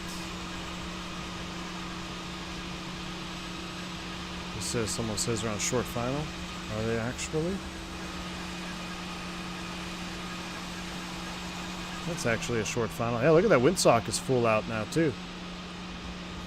You missed the first leg. Yes, you did. It's all right. We're gonna quick turn this puppy. We're gonna insta load it to save time because we spent a lot of time on that first load.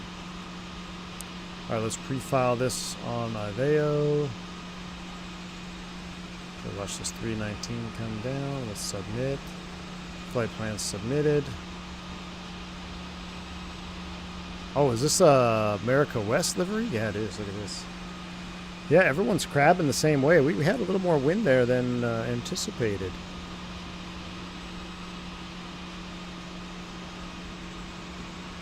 Nice. This will be a cool shot of all these tails. Look at this. We get everybody lined up. That's a cool scene. So I'm gonna leave it there for a second and turn this down so I can think. All right, flight plan is filed. That's all done. I gotta disconnect so I can refile this. Or do I have to disconnect?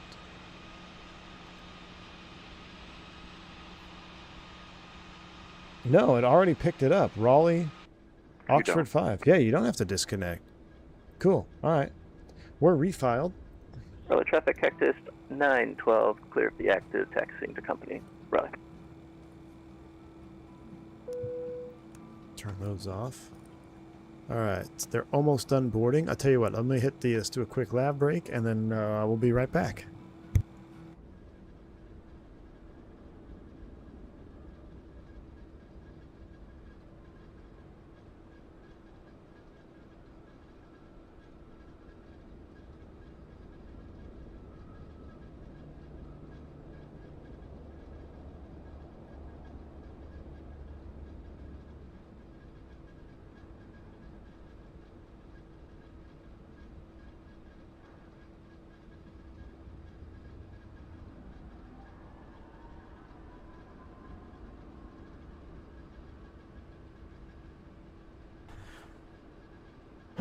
All right.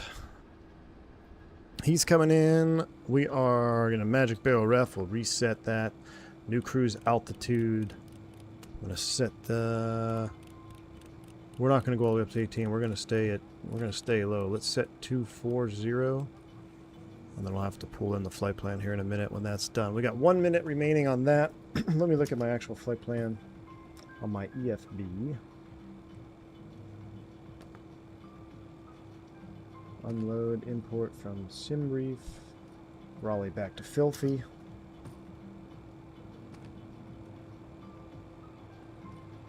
Oxford 5, Carmel, a baby doll, Pats 4 for the arrival into Filthy. They filed at 17. That's a refile. Where's our cruise altitude? 35. Yeah, we're not going to go up to 35. We're going to stay at 20. Let's do 25. How about that? Let's do 23. We're going to stay low and fast on this. We're going to fly the paint off this one. All the Bills Mafia ground equipment showing. I noticed that. That is pretty cool. Wow, brother, you got park on my gate. Homie's got to park on the Alpha 5. Ay, ay, ay. Alright. Are we done boarding? Boarding is complete. Good. So now let's try a through flight. So we're going to reload. Philly JFK. Excellent. Philly JFK aircraft. Import. Alright. We're going to do an instant refuel. Instant refuel. And then boarding, we're going to do 5 minutes on the boarding. So we're going to be out of here in 5 minutes. So start a boarding process. Let's get our new flight plan in here. Initialize. We're going from RDU, KPHL, insert from Simbrief. Thank you much. Flight plan, Raleigh. We're going to use the short runway with flaps 8. We're going to depart 23 left. Oxford 5, out to Carmel. After I hit insert. Insert. Carmel. Insert. Alright. We'll go all the way down. Philly. We're not going to fly the full arrival because Philly arrival takes about 42 years to fly. But we are going to plan to land on the ILS 27 right. And we're coming down the Pats 4 for cheesecakes. Baby doll transition. We'll insert that. And we'll take it off of Enzu. We're not going to fly out to Enzu. Alright, that's completely loaded in the box. That looks good. Alright, so now a knit page. Next page. Let's hold on, let me go back. We're going to change our cruise altitude to flight level 230. Cost index of 99 is set. Prague page. Econ climb. Alright, next, where is, can you not adjust? I guess you can't adjust cruise yet, right? You gotta actually get up there. Alright, so that looks good. Reference page, we don't need to worry about that. The init page is pretty much done. We're just gonna wait for the weights, which our fueling is done. So we can actually put in 5.1 on the fuel. We never shut our fuel pumps off, but we should have shut them off. Alright, let's get the APU recooked. That's coming back up. Fueling is done. Seatbelts, no smoking are coming online. APU is spooling up. Let's take a listen. What's up, Jeff? You finished flying your lovely Banderante. YouTube fail, didn't redirect with the raid. Ah, no, that's alright, man. No worries. How'd the rest of your Embraer 110 stream go? I'm gonna pick it up, dude. I've seen enough. I'm going to pick up that Embraer 110. I've seen enough. Alright, APU's coming up online. We said 230 final altitude. Let's get our flight directors on. The flight director is on both sides. We're going to be nav profile off the ground. That all looks good. We're going to set manual speed 250. Help us in the climb out. Banderante inbound here as well. Looks okay. I know Classic did Sim Pilot, right? Alright, cool. I guess it just do that. We'll leave it blanked out. That's fine. APU is a veil. We're going to disconnect from ground power. Generator's got the load. Let's go ahead and remove the GPU. That looks good. 66% done boarding. The air should come up here any minute. We got 810 for the return. Nav blue, alt blue, climb is blue. We're just going to wait for our final speeds and numbers to set up when we get back, when we're ready to go. So, we got quite the ramp here, Fabiano. Look at this, dude. We got US Air, American West, American. Yeah, Vodka, I was watching him. He's flying the 110, and it's got new sounds. The model looks good. The panel looks good. It actually looks pretty decent. It looks pretty decent. Alternate of JFK, huh? Well, we're definitely not going there. What is our flight time on this? 57 minutes en route. So if we took off at 1:45, 2:45, I'm going to have to push that second stream a few minutes, because I need some time to eat. So let's go ahead and hustle up here. 90, 86, come on. 1 minute left. Can we power back in the 100? Should we try? Will it actually power back? I don't know. Maybe we should try power back. Jeff has good plane suggestions. Still loving the shorts. Oh my gosh. Don't tell me about the shorts, dude. Every time I see that shorts 360 come up, I just want to... I have PTSD. PTSD, man. Simsify's in the house. What's up, man? You loving the Fokker? How you like it? I love it, man. Fokker's great, dude. The F70, F100 is... It's just traditional JustFlight cleanness. You know, it's just... I was talking about this in Cruise. It's like PMDG. If you've been a fan of PMDG for any length of time, you know what to expect when they release a product. Sometimes it takes a long time for it to come out, but they squash all the big bugs. It's well optimized. You know what to expect. JustFlight has been very consistent in producing very premium products every single time they drop an airplane. This is no different. This is probably one of my... I'm trying to think of my favorite JustFlight airplane. I really loved the original 146, but I think this takes the cake for me. I think this is my new favorite. I think this is my new favorite one here. F70, F100, just because it's got a little bit of everything. It's got a little bit of old, got a little bit of new school. MD-11 or F70, F100 as your next 100 Canadian plane. Ooh, that's a tough one. Well, it depends, Keith, on what you want to fly. Do you want to fly wide body, or do you want to fly regional hops? That's pretty much what you got to come up with. If you're going to get the MD-11, you need to get the sound pack.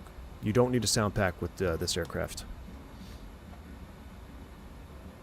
All right, we're almost done. 99% there. We'll wait, then we'll load the weights, and then we're going to try a power back. There we go. Boarding is complete. So, with that done, we'll close that. We'll pull the chocks. The jetway's going to leave us. We're going to go...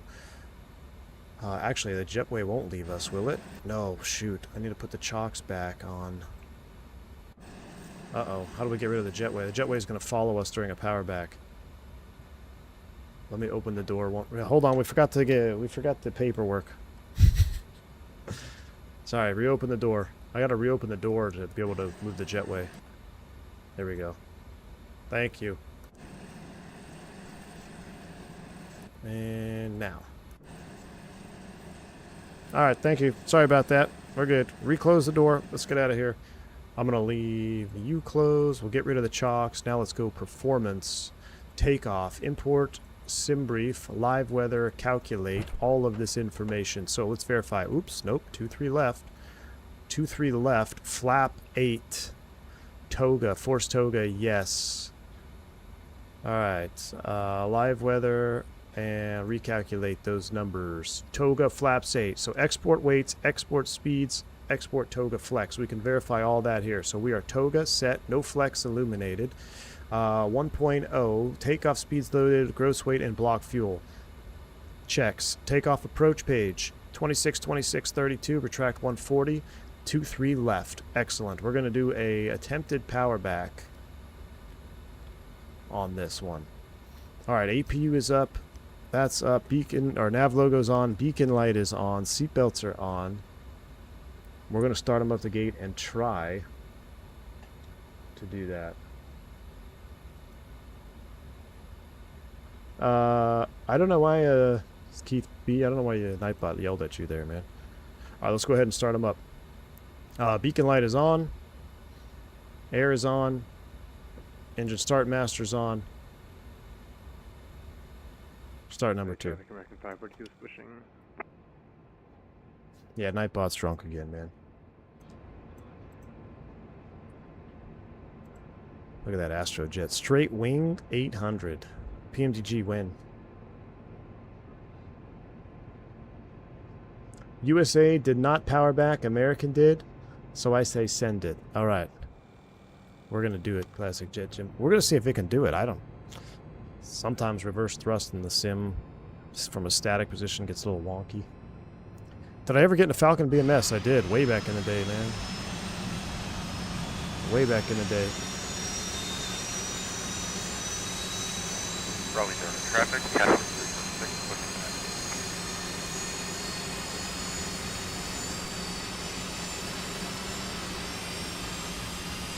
I'm going to set this one for engine start. 123, gate off 4, working a pushback, and we'll give way to the... We need to get rid of the chocks and the cones. Chocks and cones removed. Good start on number 2. Crank engine 1, please. I tell you what, let's do this.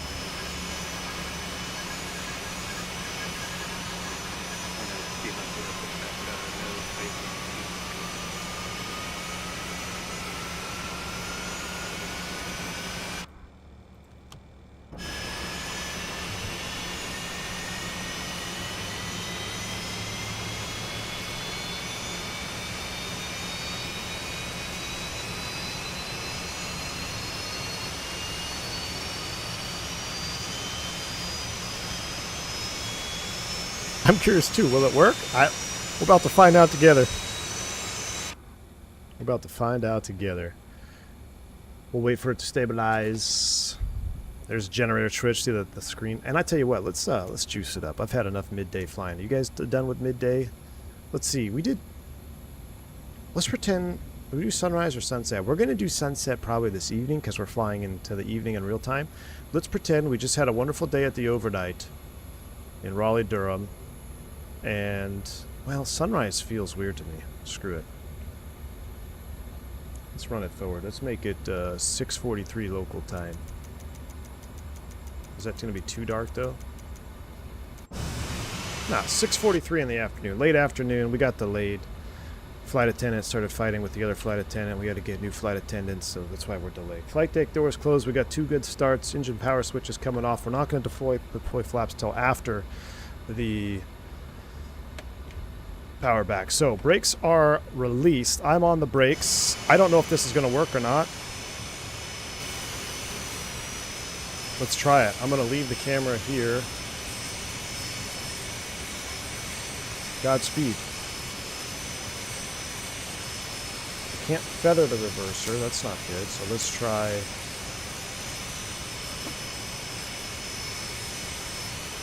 Oh. Oh, wait, hold on. I can't do it in... What am I doing? I can't do it in this mode. I got to do it in this mode. Here we go. That's forward thrust. We don't want that. I'm trying to see if I can feather my reverse. I can't.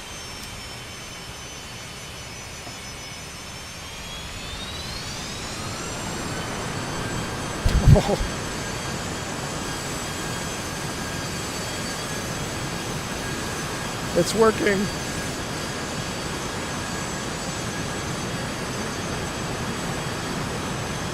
Power back is not allowed in the F100. Watch me. Uh-oh. Don't hit the brakes. A little bit of forward thrust to slow it down.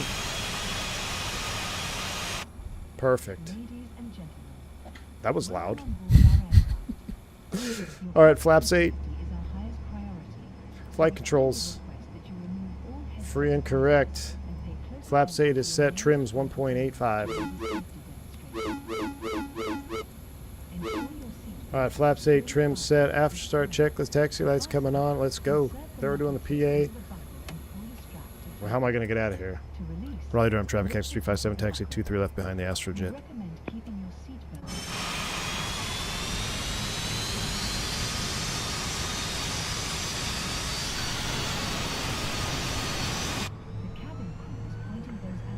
Raleigh traffic, Cactus 123, taxiing behind the Fox, Raleigh.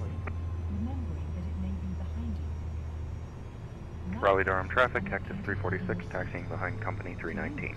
Pull the vest over your head, fasten the straps around your waist, and pull the tightly. All right, so TO's out nav is blue. I think that's all normal. Blow into the mouthpiece. Do not inflate your vest until you are outside the aircraft. Does this departure require a heading? I think it might, actually. What departure did we say we're on? Oxford 5? Oh yeah, it's a heading departure. Be sure to secure your own mask before assisting others. This is a non-smoking flight. Smoking is strictly prohibited at all times, and smoke detectors are fitted throughout. I'm looking at my EFB 234. In the unlikely event of an emergency landing, you may be instructed to adopt the gross position. Bend forward. All right, 234 on the heading for departure. And wrap your arms around your knees or place your hands on top of your head. But the AOM says... Poltergeist, what's up, man? Is this online? Just held up the line of 320s. Yeah, this is these are all real players. We're on IVAO network. We got a couple of 319s and an Astrojet up there. We lost our America West Cactus bird. Is located in the seat pocket in front of you. It contains important information about this aircraft and the location and operation of safety equipment. Hello, traffic, American 542 is lining up departing 23 left, runway. And tray tables are in their fully upright position. All right, so we should rearm. Our lift dumpers are blue. Lift dumpers are blue. Lights are ready to go. Seatbelts are on. APU needs to come off. We hope you have a great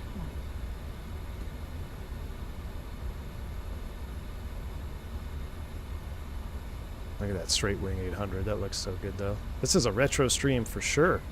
We got straight wings 800s. We got U.S. Airways. Raleigh traffic, Cactus 357 going to line up behind the departing Astrojet.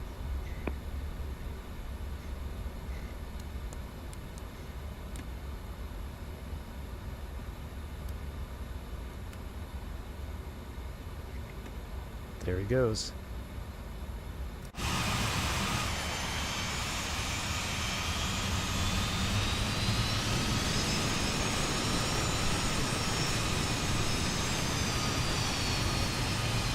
I can't believe we have heat blur from that guy.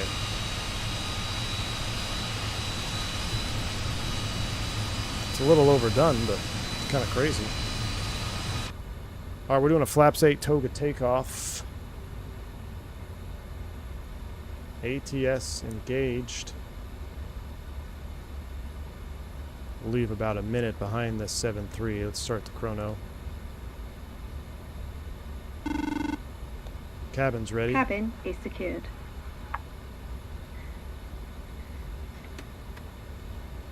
All right, cabin secure. We are ready to go. We'll stare at our buddies over here. See, look at that. Look at that wing texture. Is just so good, man. I think the Phoenix has the best wing flap in the sim. I think Phoenix has been the standard. This, from JustFlight, we're starting to rival the GOAT wing, which would be the Phoenix 320 wing. This is pretty dang good. Do we have GSX on? Nope, no GSX. GSX is dead to me. You should know that by now. But this is a great wing. You could almost, yeah, it just, you could even just see the little indentations from the rivets, the countersunk rivets. So good. All right, sounds up. Let's go. Raleigh Durham traffic, Cactus 357 departing 23 left. Will be a right-hand turnout back up northbound towards Philly. All right, sounds are up. Chrono's reset. And we could do it from window view. Spool them up.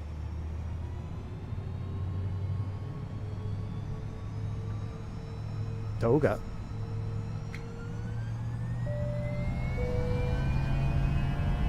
Cabin crew, seat for takeoff, please. Thrust set. Thrust set, airspeed allowed. Here we go. Gosh, I love it. Raleigh Durham traffic, 80 knots. Check. 23, lining up from 23 left run. Yeah, definitely have a little bit of a crosswind. V1, rotate. Up we go.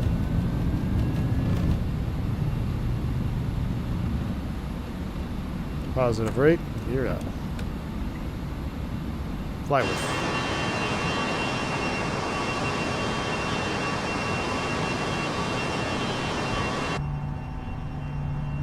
That is a beautiful shot.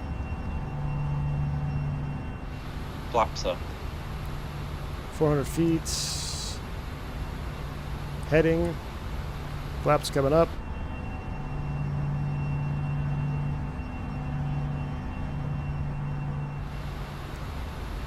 Fine thrust. Give me a sec.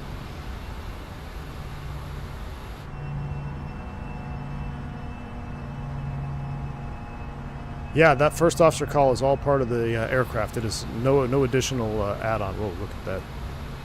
It's hard to fly this thing from wing view. All right. It's actually not that bad. It's so docile, you can pretty much fly it from wing view. Traffic Cactus 123, departing runway 23 left. We'll keep the turn going here about 3... I'll tell you what, let's come all the way around about 030, and then we'll give us a direct 2. All right, flaps up, climb thrust is selected. She's in trim, look at that.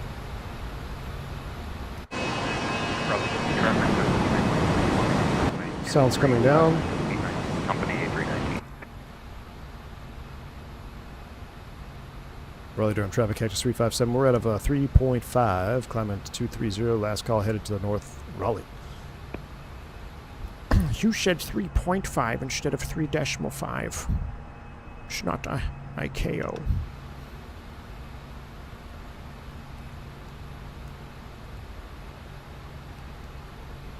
Flying your November 2 Victor Fox. Fingers crossed I don't slam her to the ground. All right, man. We're going to be in jet car this evening. I can't wait. I actually got to push that string back a little bit because we went a little long on this first one. Are you a line holder yet? No, dude. I'll never be a line holder, man. I got so hosed. Class in front of me. Everybody's got lines. Everyone behind me on the bus has lines. I'm literally the worst possible timing possible. I got screwed with the award for the entitlement. It's just standard stuff, man. All right. Let's go ahead and engage the autopiloto. Autopiloto engaged. Let's go flight plan. And we're going to direct us to Baby Doll. Direct Baby Doll. Navigate. Did you see the pilot from AA flying the MAX all the way up to flight level 200? What? No. What do you mean? Is he hand flying? Oh, he says it flies too good to not. Dude, I fly the MAX up to 20 frequently. Pretty much right after transition out of 18,000. Then I'll turn the autopilot on. Yeah, dude, the MAX flies great. I flew one just the other night, 2 nights ago. Flew Phoenix to Miami in a MAX. Hand flew that sucker up to 18,000.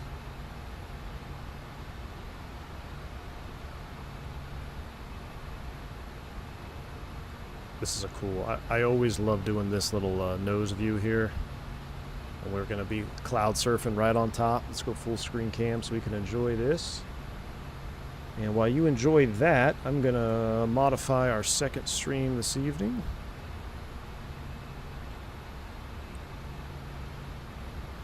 What? Captain Canada's flying a Sovereign? Public traffic Cactus 123. Be in the airport. Oh, Fabiano finished the stream. Should we see how his landing was? Hold on, let me just see. Hold on, let me mute it. I want to see how he landed his Bondurante. How was your landing? He's got a lot of bugs on his window after. That's pretty... I mean, that's actually... I know some people like the bug accumulation. But, dude, so I just time... I don't know if you're still there, Jeff. Oh, yeah, you're here. So, dude, I was time slewing through your YouTube video. And when you took off, you had a completely clean window. And when I clicked to your landing, it had a bunch of bugs on the window, man. True freight dog. Love it. And Jeff, I'm going to set up Say Intentions, man. I'm going to set it up either this evening or tomorrow. But I'm sold. Oh, your first one. Oh, you're flying that in career mode. I didn't know you were actually in career mode. How the sounds on top. Not bad. Not bad.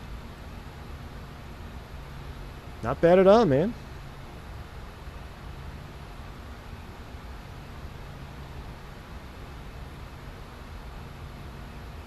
Alright, let me go to... What was I originally... Oh yeah, I need to switch my PM stream timing. Did we decide yet where we're going to depart? Are we departing our new base out of Ukiah, making our way to Steamboat Springs, or are we going to go... Are we going to take off out of Medellin? Go find some new airports in Colombia that have been added. All right, that's been fixed. 346 crossing We're at 10,000 feet. Lights are coming off. Wing lights are off. Smoke them if you got them. What's the cabin doing? Landing altitude, I never reset. I think Philly is pretty close to sea level, right? Where my Philly fans at?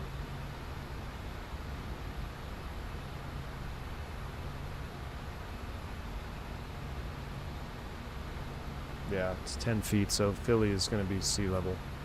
Alright, Philly is sea level. That looks good.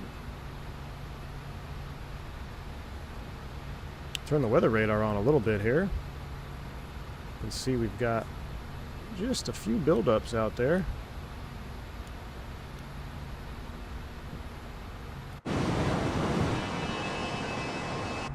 Can I ask you a question and get an honest answer? Depends. Fire away. You can get me a meeting, says Jeff. Yeah, man. Landing the Bandit is tough. It lands so flat and you have to keep the power to runway, but the round out and flare is a smooth motion to get set down right. You know, it's, you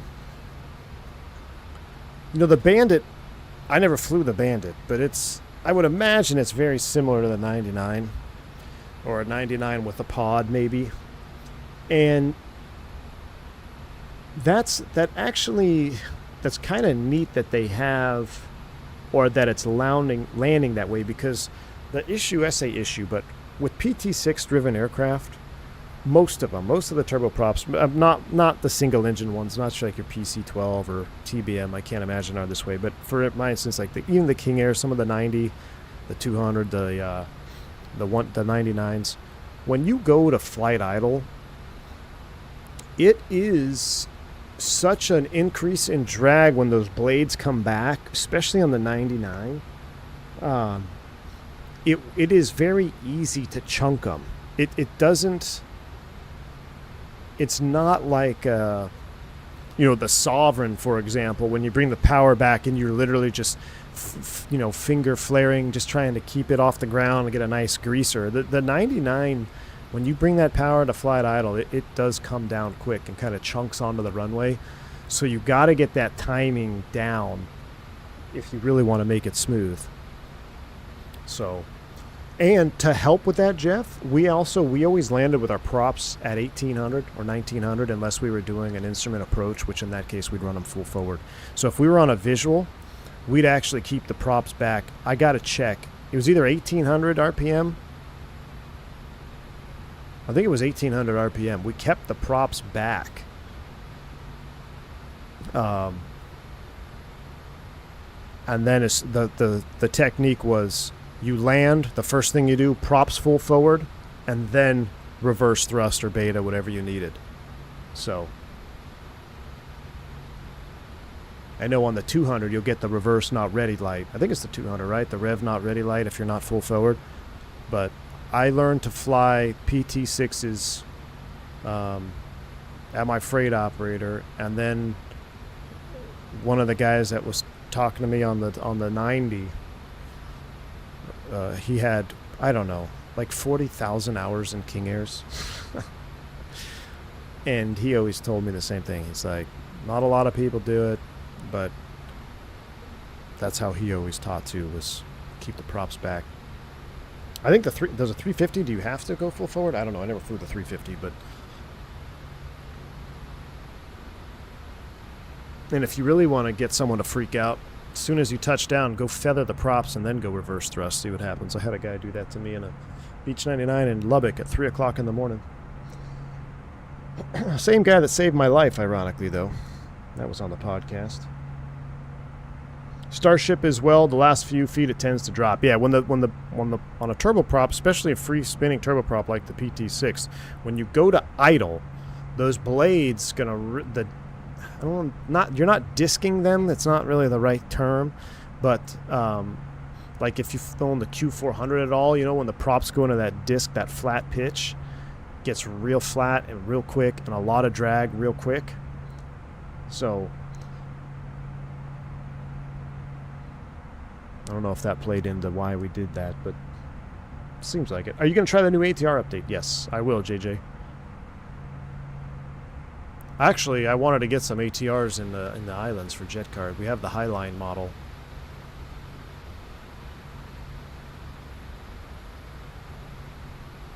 Turboprops make excellent speed brakes when at low power. Yeah.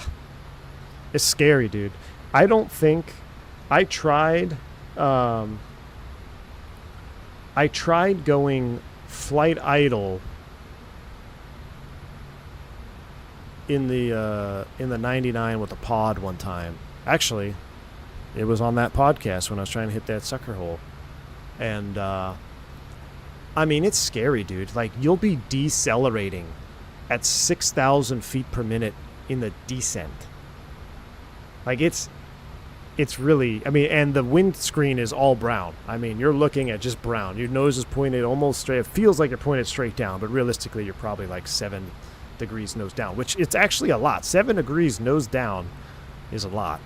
It may even be more. I don't know. It's been years. It's been decades since I've been in a turboprop, but I remember being at like 6,000 feet a minute on the VSI, just pegged out. It's pegged into the vertical, and the airplane is still decelerating, if not just staying stable. It's scary.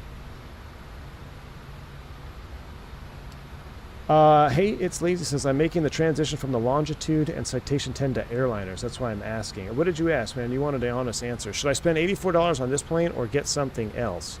Well, if you're transitioning to airliners, I'll tell you what, if you can learn this airplane, it's going to be, you're going to set yourself up for learning a lot of other airliners, because this airplane has a lot in common with both, like, say, the A300. There's some 7.3-isms in there, and Airbus in there. It's going to be a little bit of a learning curve, because it's not as automated as, say, an Airbus 320. But it's a wonderful airplane to fly. I think you would have a lot of fun, and if you get the F70, F100, you know, you got 2 models to fly. But it's a wonderful airplane. It's very polished, which is great, and that's, you know, talked about it twice already. Every time JustFlight releases an airplane, it feels polished to me. It feels clean. They're not going to release something with game-breaking bugs. So, we're leveling off here at 23,000 feet. Seatbelt sign is coming off. We're going to keep our speed up as fast as we can. I'm actually going to select speed. Can I not select it?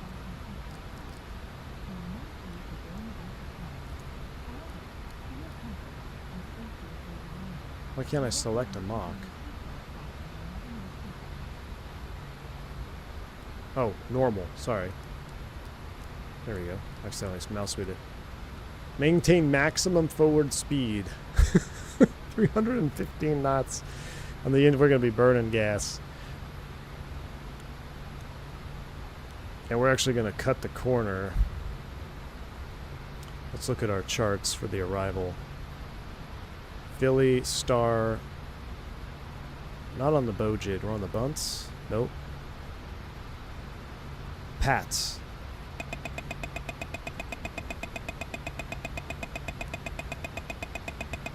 Is my auto throttle not engaged?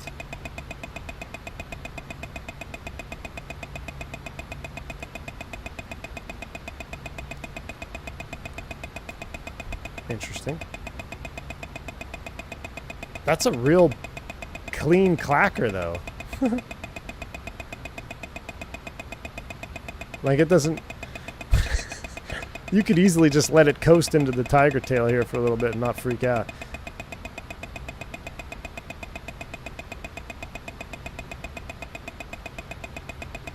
It's almost like they want you to... They know you're never going to overspeed this thing because it's so slow that it doesn't have to be a super aggressive...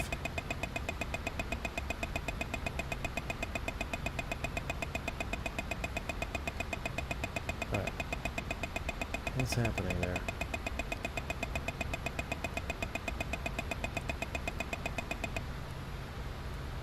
Can we do 310?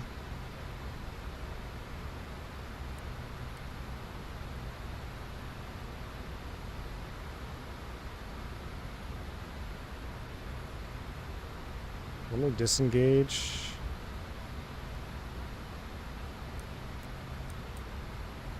.310 IAS, alright.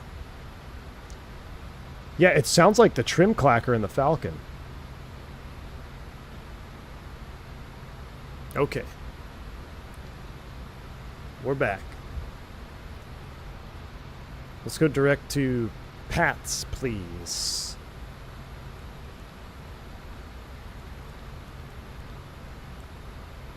Direct to Pat's. That wasn't good. Wow, I'm surprised I didn't crash my sim. If that was FSX, that would have crashed. I loaded the camera that we left on the ground in Raleigh. I forgot we left the camera in Raleigh-Durham. Descending into Teterboro on the Falcon, you thought my autopilot, you thought your autopilot was freaking out. I know, that's what it sounds like, right? That invasion stripes are awesome on this thing, man. Alright. We're 230. We're doing max forward speed. We're looking good. How long we got to filthy? 293? Really? That's because we have that long approach in there. Let's do a direct straight line distance to Philly is what? Oh yeah, 197. Is that 100 miles for the arrival? That can't be right.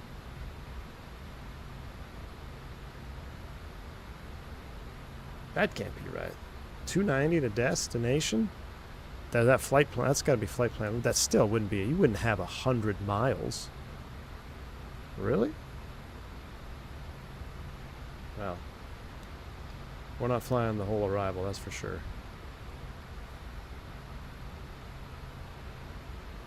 Alright. Let's enjoy some blue-gray outside.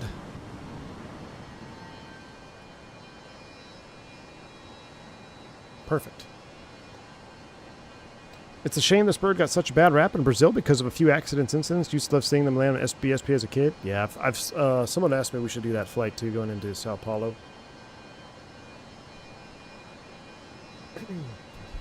I think tomorrow we might do something special with this airplane.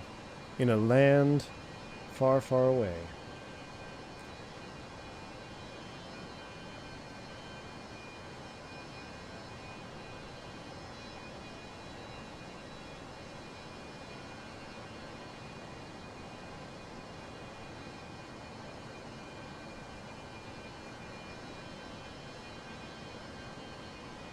So far, it looks like Ukiah is going to win tonight, so we're going to... Man, I had an awesome trip in JetCard. I wonder if I still have it. It was Ukiah to Boise to Montrose to Steamboat Springs.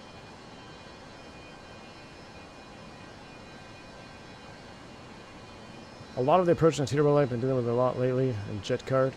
What's that? We're just coming downhill. Sherbiki, glad you like the F100, man.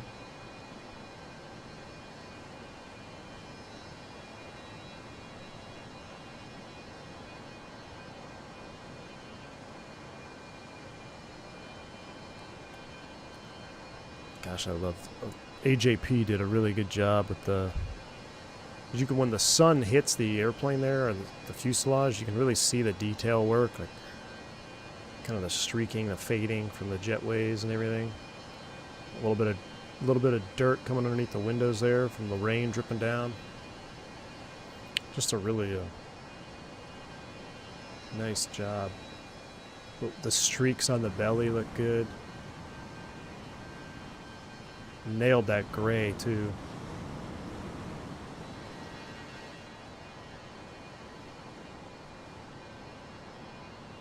It's a short MD-80.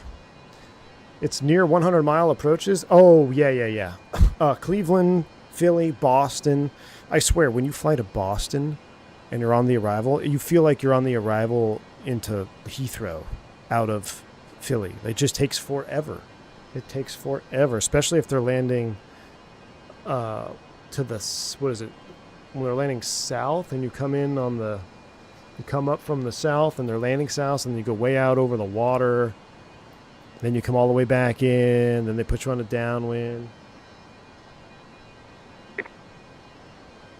Mr. Sundowning says, do a lot of other pilots who fly with sim? I had the opportunity to chat with a few Breeze pilots. They didn't even know Microsoft was a thing. Nah, not a lot, Mr. Sundowning. There's not a lot. Most guys that sim, that are real pilots, are, they have a lot of time off. Because if you don't have a lot of time off, the last thing you want to do is see an airplane. And I felt that way for a very long time. Then I worked for Spirit, and I had more time off than I ever could dream of. So I really got in. But I've always simmed. I simmed before I became a pilot, you know. So, and it's just, I think it's different, you know. You can love to fly and be a pilot and have no interest in flight simulation. Because it's kind of a different mindset. Yeah, we're flying airplanes, and yeah, you're trying to get some realistic stuff going, but I think it kind of hits on what Turks was saying earlier, is a lot of us real world pilots that are flying modern aircraft in today's world, we like the sim because we like to experience stuff that we haven't necessarily got to fly in real life. Like, I never got to fly an MD-80. I never got to fly a 727 or a Fokker 100, you know, so I enjoy this more. And don't get me wrong, I really enjoy the PMDG. But after flying a 737 for 6 days, the last thing I really want to do is hop on the sim and fly a 737. Same goes for the Airbus, you know.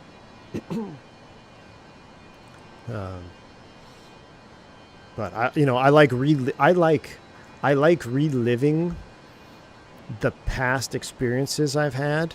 For instance, flying corporate with Jet Card. I love doing that, kind of getting back in that mindset. I love flying my old freight routes, because when I was a freight dog, it was a very pivotal moment in my life. I mean, I had just met my now wife, but at the time she was my girlfriend, right? I'm young. I'm in my early 20s. I'm young. I feel like I know everything. I'm flying some of these old turboprops and these old Chieftains in some of the nastiest weather at night by myself. You know, your confidence has never been higher. And it's such a, and this is my experience, not everybody's, but you're so miserable in terms of your quality of life while at work. Like your schedule is miserable. You're always flying in miserable weather. Your airplanes are pretty miserable shape. But misery loves company, so you develop a great camaraderie with your fellow pilots that you're flying with. And on your days off, you know, the old adage of, you know, you work hard, play harder. Man, days off, you know, I had a ton of fun. I loved exploring. I was based out of Oakland, so we'd go explore San Francisco, the city, go hiking in the mountains, go fishing on my 2 days off a week, or day and a half technically. So at the moment, I just was like, man, and you know what you're building towards, right? You know the end goal is airlines or going back to corporate jets. You know what the end goal is, so you know your current state is temporary. But then looking back, after, you know, I get to the end game, looking back, even though I was miserable in a sense while doing that stuff, it was the best thing I ever did, and it is super fun to go back and relive it in a much less miserable state. You know, I'm sitting in a comfortable chair. I can have my coffees. I can meet the wife for an espresso martini, then come back and fly on the sim. You know, do a single engine approach into Ukiah with a Chieftain with a prop feather. Like, I can do that for fun, and it's enjoyable to do that. For me, you know, that's much more enjoyable than getting in and flying a 737 from Miami to Cleveland.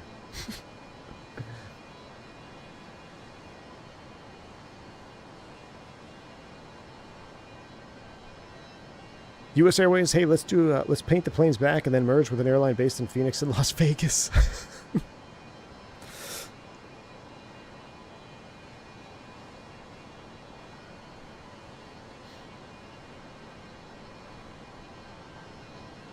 So if I'm wondering if I'm going to get like that, I'm desperate for a good 7576 because I fly them in real life. But when Bluebird drops, I wonder if I'll get bored of it first. So Prodigist, I don't know if you'll get bored of it, but with anything, and I don't know if you have an airplane in the sim that is well modeled that you fly in real life, and the Phoenix pretty much doesn't apply to this. Neither does the PMDG, because they're both extremely well detailed. But when you fly an airplane in real life, you become extremely critical of how it behaves in the sim. Extremely critical. You will notice tiny little things, and depending on the type of person you are, if you can let it go and just enjoy it for what it is, it's no big deal. But if you're someone like Turkaren, who stops by the stream, or the Fly Navy, Full Flap Sim, they're just insufferable humans. When you notice something that isn't quite right, it'll drive you nuts to the point of not enjoying it.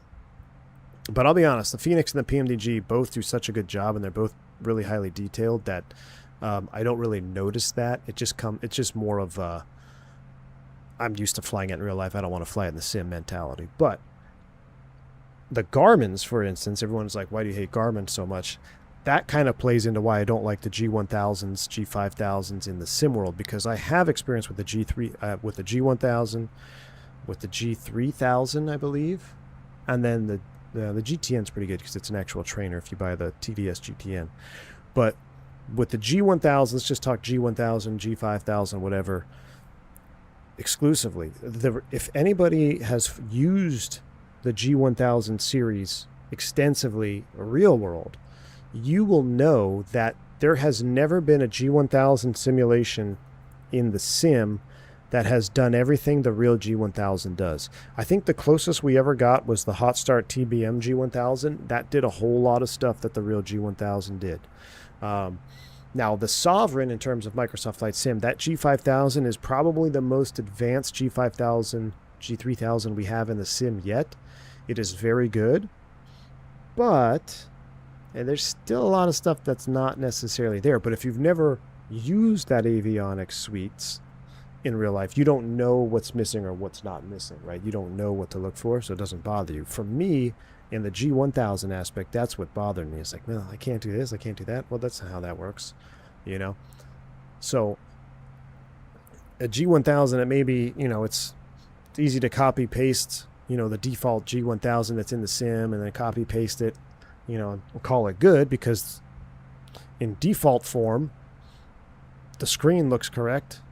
But once you start getting into the subsystems, it's crazy what the real Garmins do. But they are getting better. I mean, you look at the Sovereign, even the Adobo-based G1000,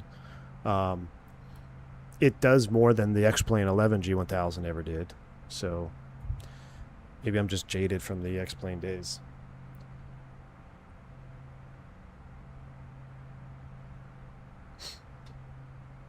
I don't like the Garmins because they feel kind of Nintendo-y and feel like there's too much consolidation in two displays. Yeah, there is a lot of consolidation. Once you get... Well, but see, here's the thing. That's what's good about those Garmins in real life, is because when you get proficient with the G3000, G5000, even a G1000, it is it's very easy. It's very intuitive. It's very quick. It is a great avionics suite. But in terms of SimWorld, super easy to use and great translates to boring in SimWorld for me.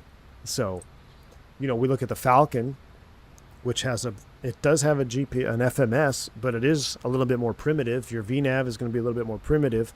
I like that little bit of additional challenge. The G3000, the Phenom, is very good, Rush.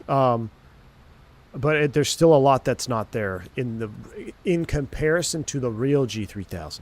I mean, just if you look around the menus, you'll notice there'll be options that are grayed out. They're just not simulated. Now, those options aren't make or break. All the main features, the big features, other than FPV on without synthetic vision, that drives me nuts. I should be able to go FPV on without synthetic vision on the Phenom. I can do that on the Sovereign, but I can't do it on the Phenom. Those little things, that's when you notice, oh, well, that's, you know. But for what it's worth, man, it's I don't, you know, I don't want to sound like I'm just bashing all these Garmin airplanes, because I'm not. This is just my personal preference, if you will, if I had to choose. Now, if I was buying an airplane today and I'm going to go down and pick it up from the FBO, if it had a G5000 suite in it, I'd be all for it, man. I would pick, if I was going to go buy a Falcon jet right now, and I had the option between the EFIS 86, which was the first one, the Collins, what was the other Collins with like 6 displays? Not the Proline 21. There was one before Proline 21. I can't think of it. Or they had like some crazy mod G5000 Falcon. I would probably buy the G5000 one for real life. Because it's that intuitive and it's that capable. Proline 4, is that? Yeah, Proline 4, right? I think it's Proline 4. So it's kind of neat. You guys are getting me fired up to fly the Falcon again tonight. Vodka. So I was thinking, Team Vodka, I was thinking about the Falcon pitch. What if we actually bind the pitch axis in the sim and use a curve and linearity dead zone in the sim for pitch only? I wonder if that would help us smooth out our rotation and flare. Because we normally don't bind that, but we could. But then we could translate the actual pitch axis in the sim to do that. I'm gonna try it. I think you're doing it wrong. Linearity. I picked up the X real quick, and in under 2 weeks became my favorite. That's about the right balance of glass and gauge for me, and the mature checklist helped a lot. Yeah, Darth Rust, and what's the Citation 10 is getting a really sweet update too, which is going to bring it up to. I think it's gonna help its cause. Martin NZ, what is Pat's is normally like 10 and 250, right? Let's cross Pat's. I forget what it is. That's how long it's been. I got Pat. So it's like when we cross Pat's at 12 or whatever. I don't know. Pat's at 12. Let's set that. Let's set 12,000. Let's pull it. Descent is armed. Or it was armed. Profile. Descent mode is on. TD's coming up. Descent armed.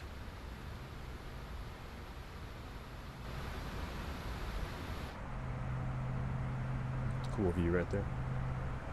I admit I like steam gauges over glass cockpits, especially in small J aircraft, but that's just me. Yeah. Everyone's got their preference, man.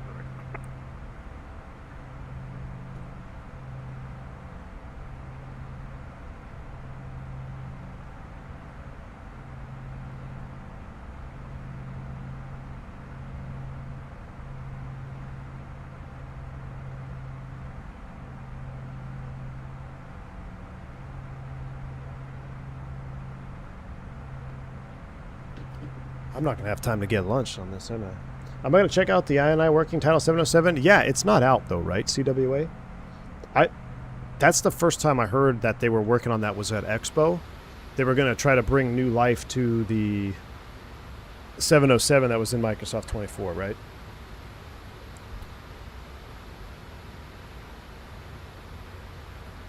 JJ says Beyond ATC got a nice update with vectoring. Works really good. Unfortunately, we're going to be saying, well, I say unfortunately, but I've been convinced by the masses of Faviano to get Beyond ATC, and Two-Tone Murphy was talking to me about it. And what's got me my peaked interest about it is the AI ATC with the group flying capability on your server. That's what I'm interested in. No crew meals on this turn, Turks. Either or we had them, but the flight attendant just didn't want to serve us.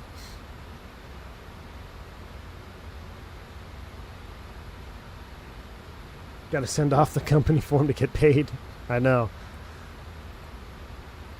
Dude, I swear, that's trying to figure out if you're to do a crew meal on a flight is... It might be harder than learning Farsi. Because there was one flight we had that I swear, I was like, man, we should have had a crew meal on this. But it was because of... We determined it was because of the sit time. So they say you can get a meal with this, something like that. What do you think of the new meals, man? Have you tried the... I had the chicken enchilada the other day. It was actually pretty good. I'm actually enjoying the chicken enchiladas.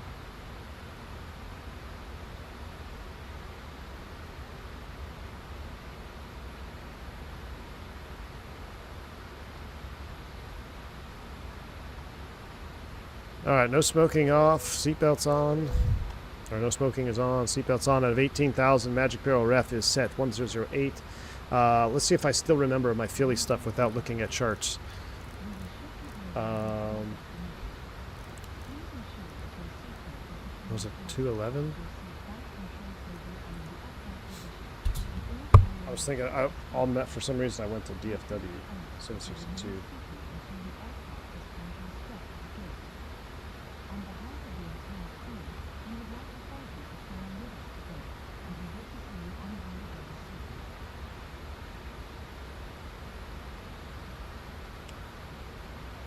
All right, 210, and it should be 267, 276, 267, 267, I think is the course line. 108.95 IPDP. Let me see. 27 right chart. 108.95 IPDP, I still remember that. And 268. What? Did they change that? I think 10 years ago it was 267. 268 final approach course, 108.95 IPDP, minimum straight in ILS 211 that's set.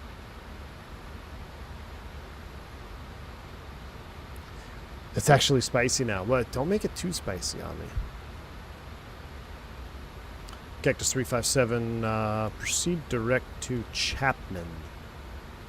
Direct Chapman. Used to fly with a Chapman at Republic. Super nice dude. Probably one of the nicest captains I ever flew with. He's on the nicest captain list I ever flew with. Dave Chapman, I think is his name. Was his name? Why do I hear the thrusts doing thrust things?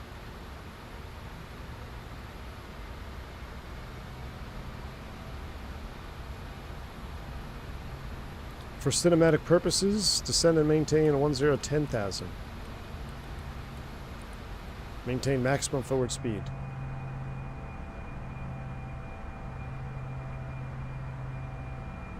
I got rid of M Scenery after Microsoft made a ton of money from them. Too little, too late. What's up? What? So, Mike P, what is this M Scenery thing? I don't think I ever bought any M Scenery stuff.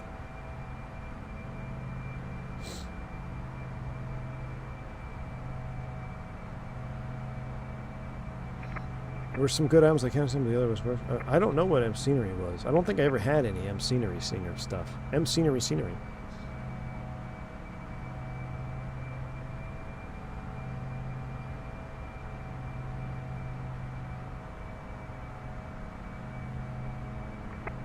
M Scenery was a dev on the marketplace that was fraudulent, using AI generated pics that were not real, and using fake reviews. Wow.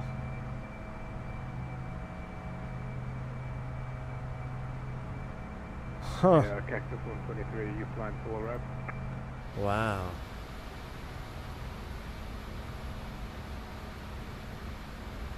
Alright, level change to 10.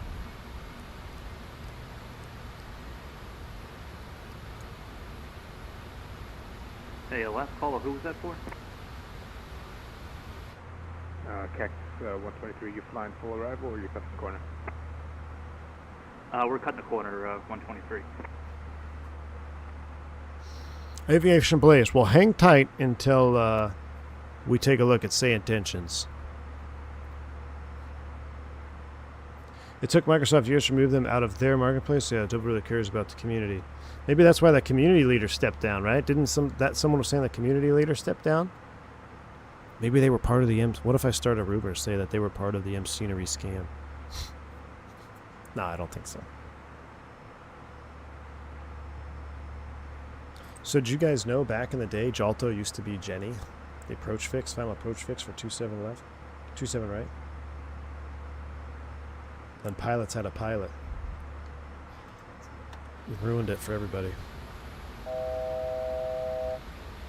11 for 10.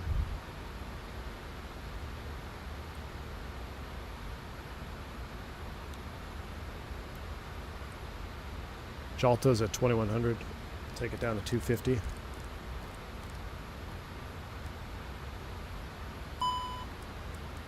Oh, nope. Cool. 250.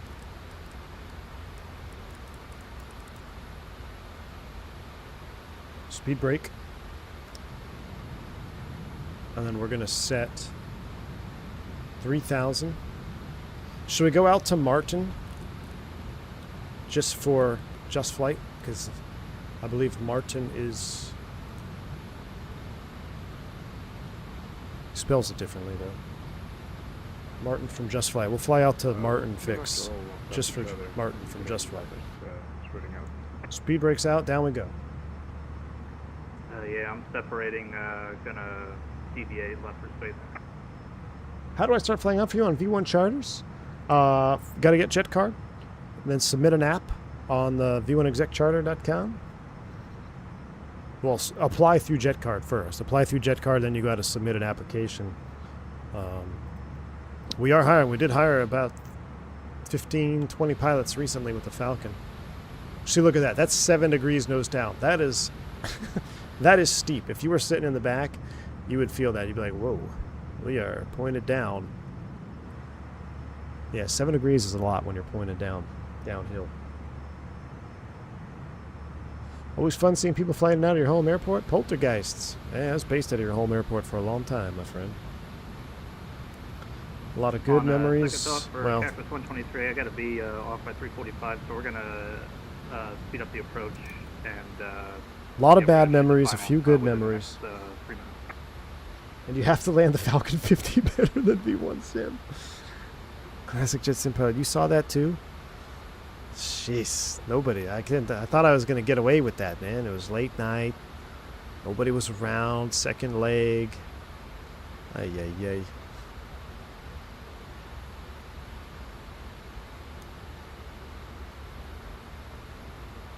All right, let's run some landing speeds. I know we'll have plenty of room.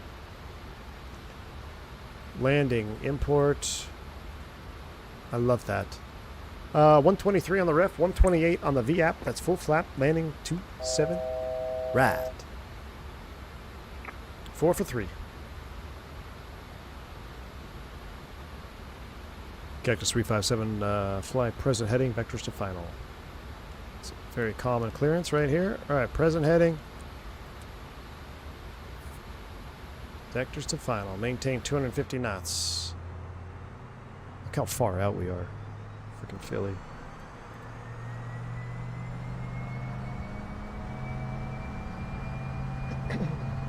Yeah, I saw that wingtip strike, or near wingtip strike, BKG. I did see that. I don't know what that was all about, man. I don't know what those guys were thinking. Cactus 357, turn left, fly heading 035. Now, I'm curious. If I had hit this will bring us direct to Martin. I didn't know if there was a way to sequence that. I probably should have just cleared from the top, huh?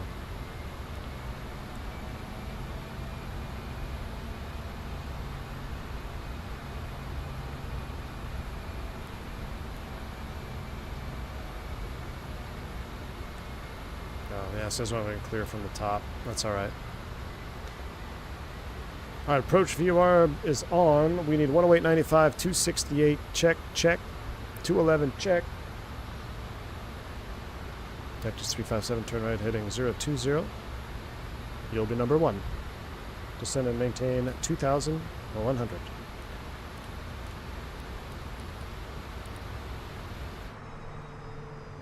We will record this one.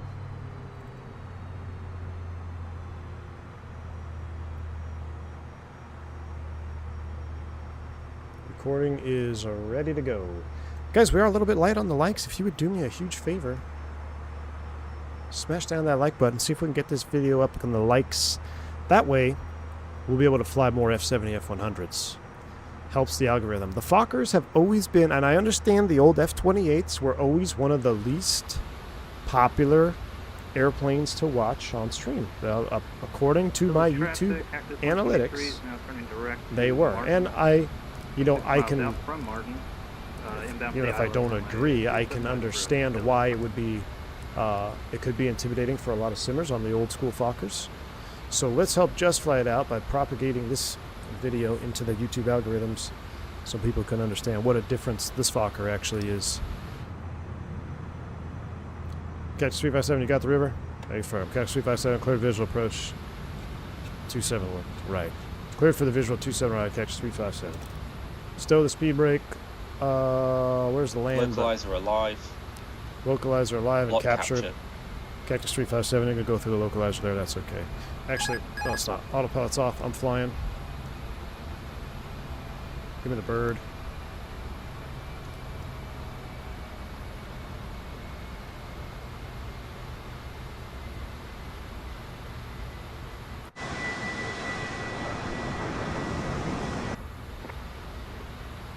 Philly traffic, Cactus 357. We're turning final just over Jalto for 27 right, Philly traffic.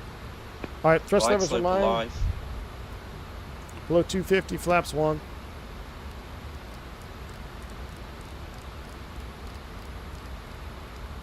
What did we say our ref was? VAP 128.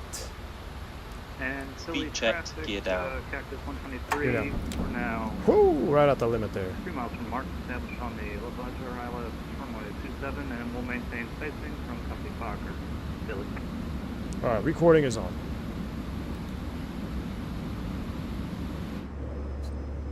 Flaps 15. Sim sounds all the way up. Recording is recording. Speed checked, flap 25. That last call was for Cactus 123. We're now flowing 210. Flaps 25. Speed checked, flap 42.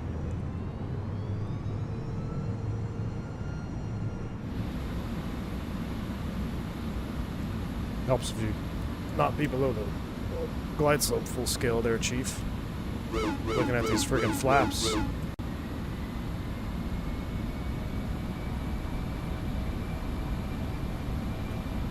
Try not to climb on an approach. Just maintain level. Although full scale deflection probably would have gone around. Good thing I can't see wing views from real life flying. Be all over the place. Philly traffic, Cactus 357, we're on a 3 mile final, 27 right. Cabin's ready. Cabin crew, please take your seats for landing.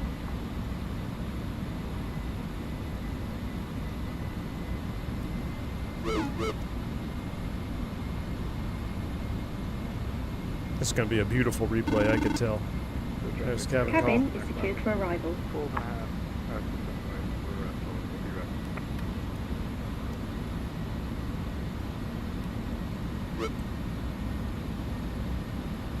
I need that FSC hardware, fully motorized Quadrant.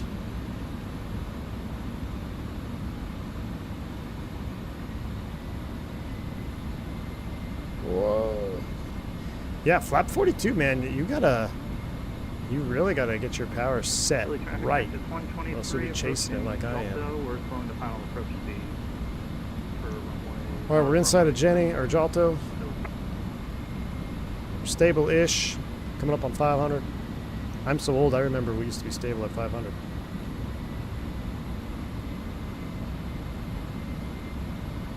$500.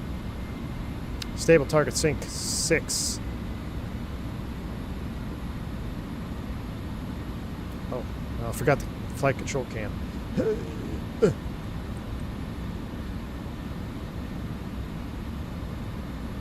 100 above.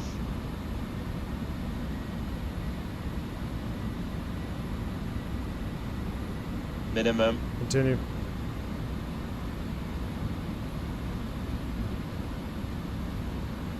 One 100. 50, 40, 30, 20, 10.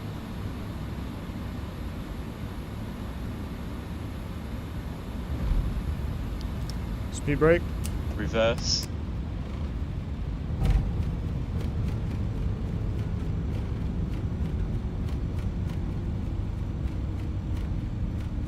Philly 80 traffic, knots. Cactus 346 is crossing Martin. Martin. 60 knots. 60 knots. Take the high speed, 2 right turns, contact ramp spot 8. Ah. Ladies and gentlemen, welcome to Filthy.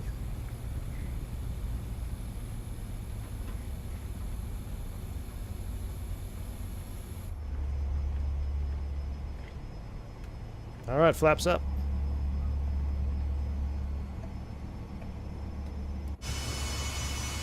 Try not to go into the dirt there, Cap. Ramp Cactus 357, spot 8, going to Charlie 20. Cactus 357, proceed in, spot 8, clear to the gate. Alright, lights. Go traffic, American 542, we're 6 mile final, 27 right, and the cactus underneath is too tight, let me know all sides. Ladies and gentlemen, welcome to your destination.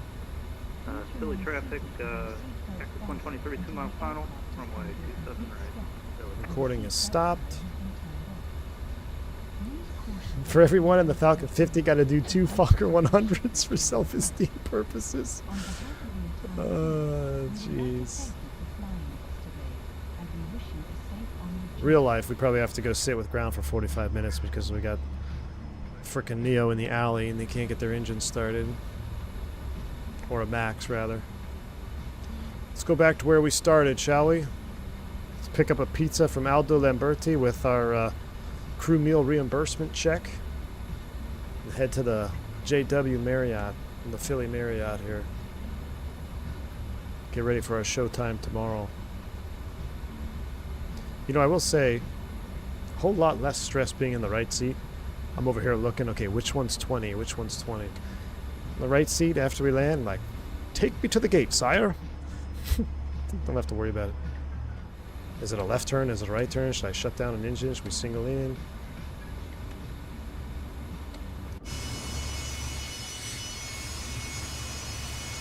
Still got our strobe lights on. Captain problem.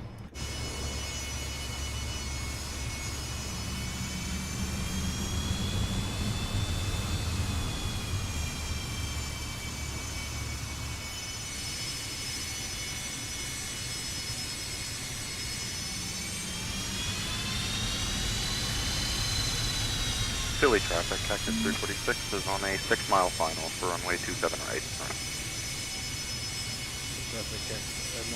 We'll park on the 7-4 line. Philly traffic, Cactus 123, clear the ice. Oh, premature. Somebody hit up Dirk Heron.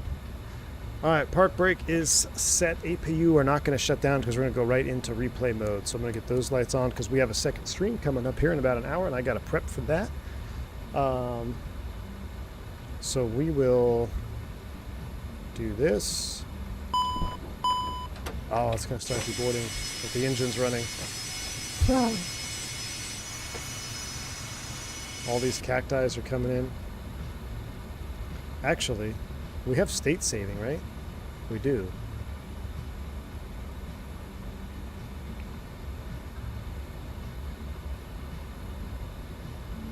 Please advise company operations if you do not have an APU before arriving to the gate.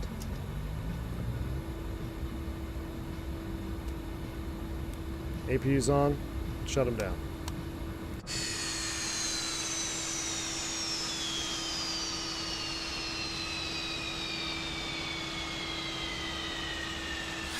Actually, Vodka, you could get a 7.4 into some of these gates. I don't know if it's modeled correctly on this scenery, but these gates right here, this was for the nose of the L1011.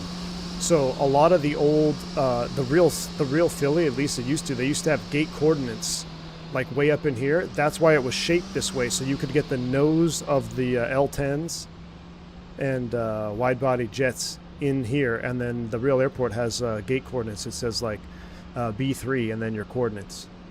So that's why it has these notches on the terminal. Fun fact about Filthy Airport. Tell me you Philly spent traffic, too much time in Philly without short telling me you final, spent too much time in 7-8. Philly. Ooh, somebody claims we're on short final. Let's see.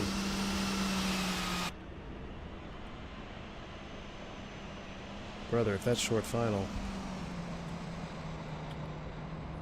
I hate to know what you tell your wife. He's out there like 25 miles.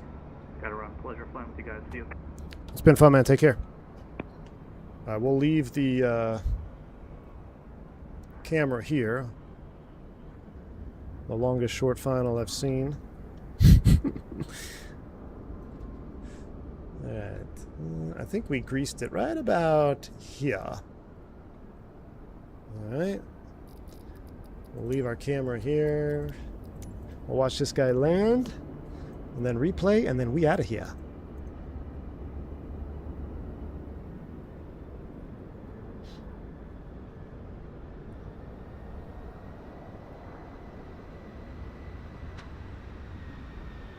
I wonder if Staying Tension has better landing syncing. Nicely done, sir. There comes the Astrojet. Oh, golly, the straight wing. We need the straight wing. All right, state, save, reload. We'll go ready for takeoff state. Confirm. Ready for takeoff. It's been a pleasure flying with you, gentlemen. I'll catch you on the next one.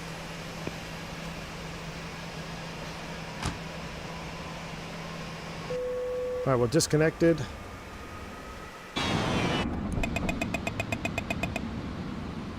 Uh-oh.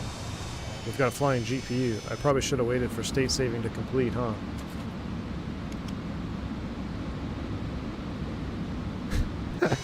Oh, there we go. Flaps up. Alright.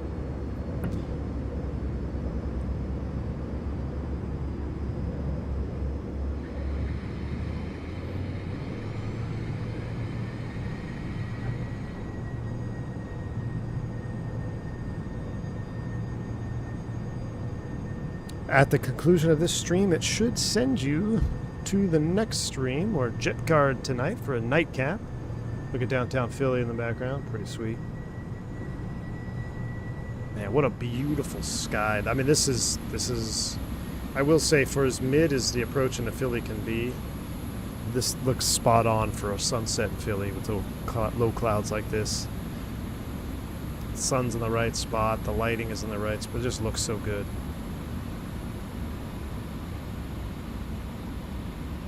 Hold it off for the bata. Right at ref speed. Speed brakes. We never, I think we had the lift umpers armed because we never disarmed them. Not bad. Let's wind it back. Let's go to our drone cam.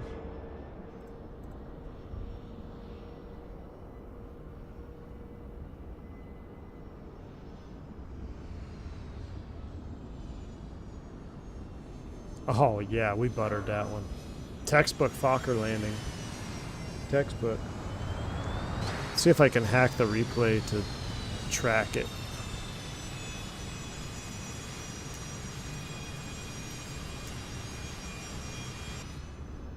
Might work. Let's see.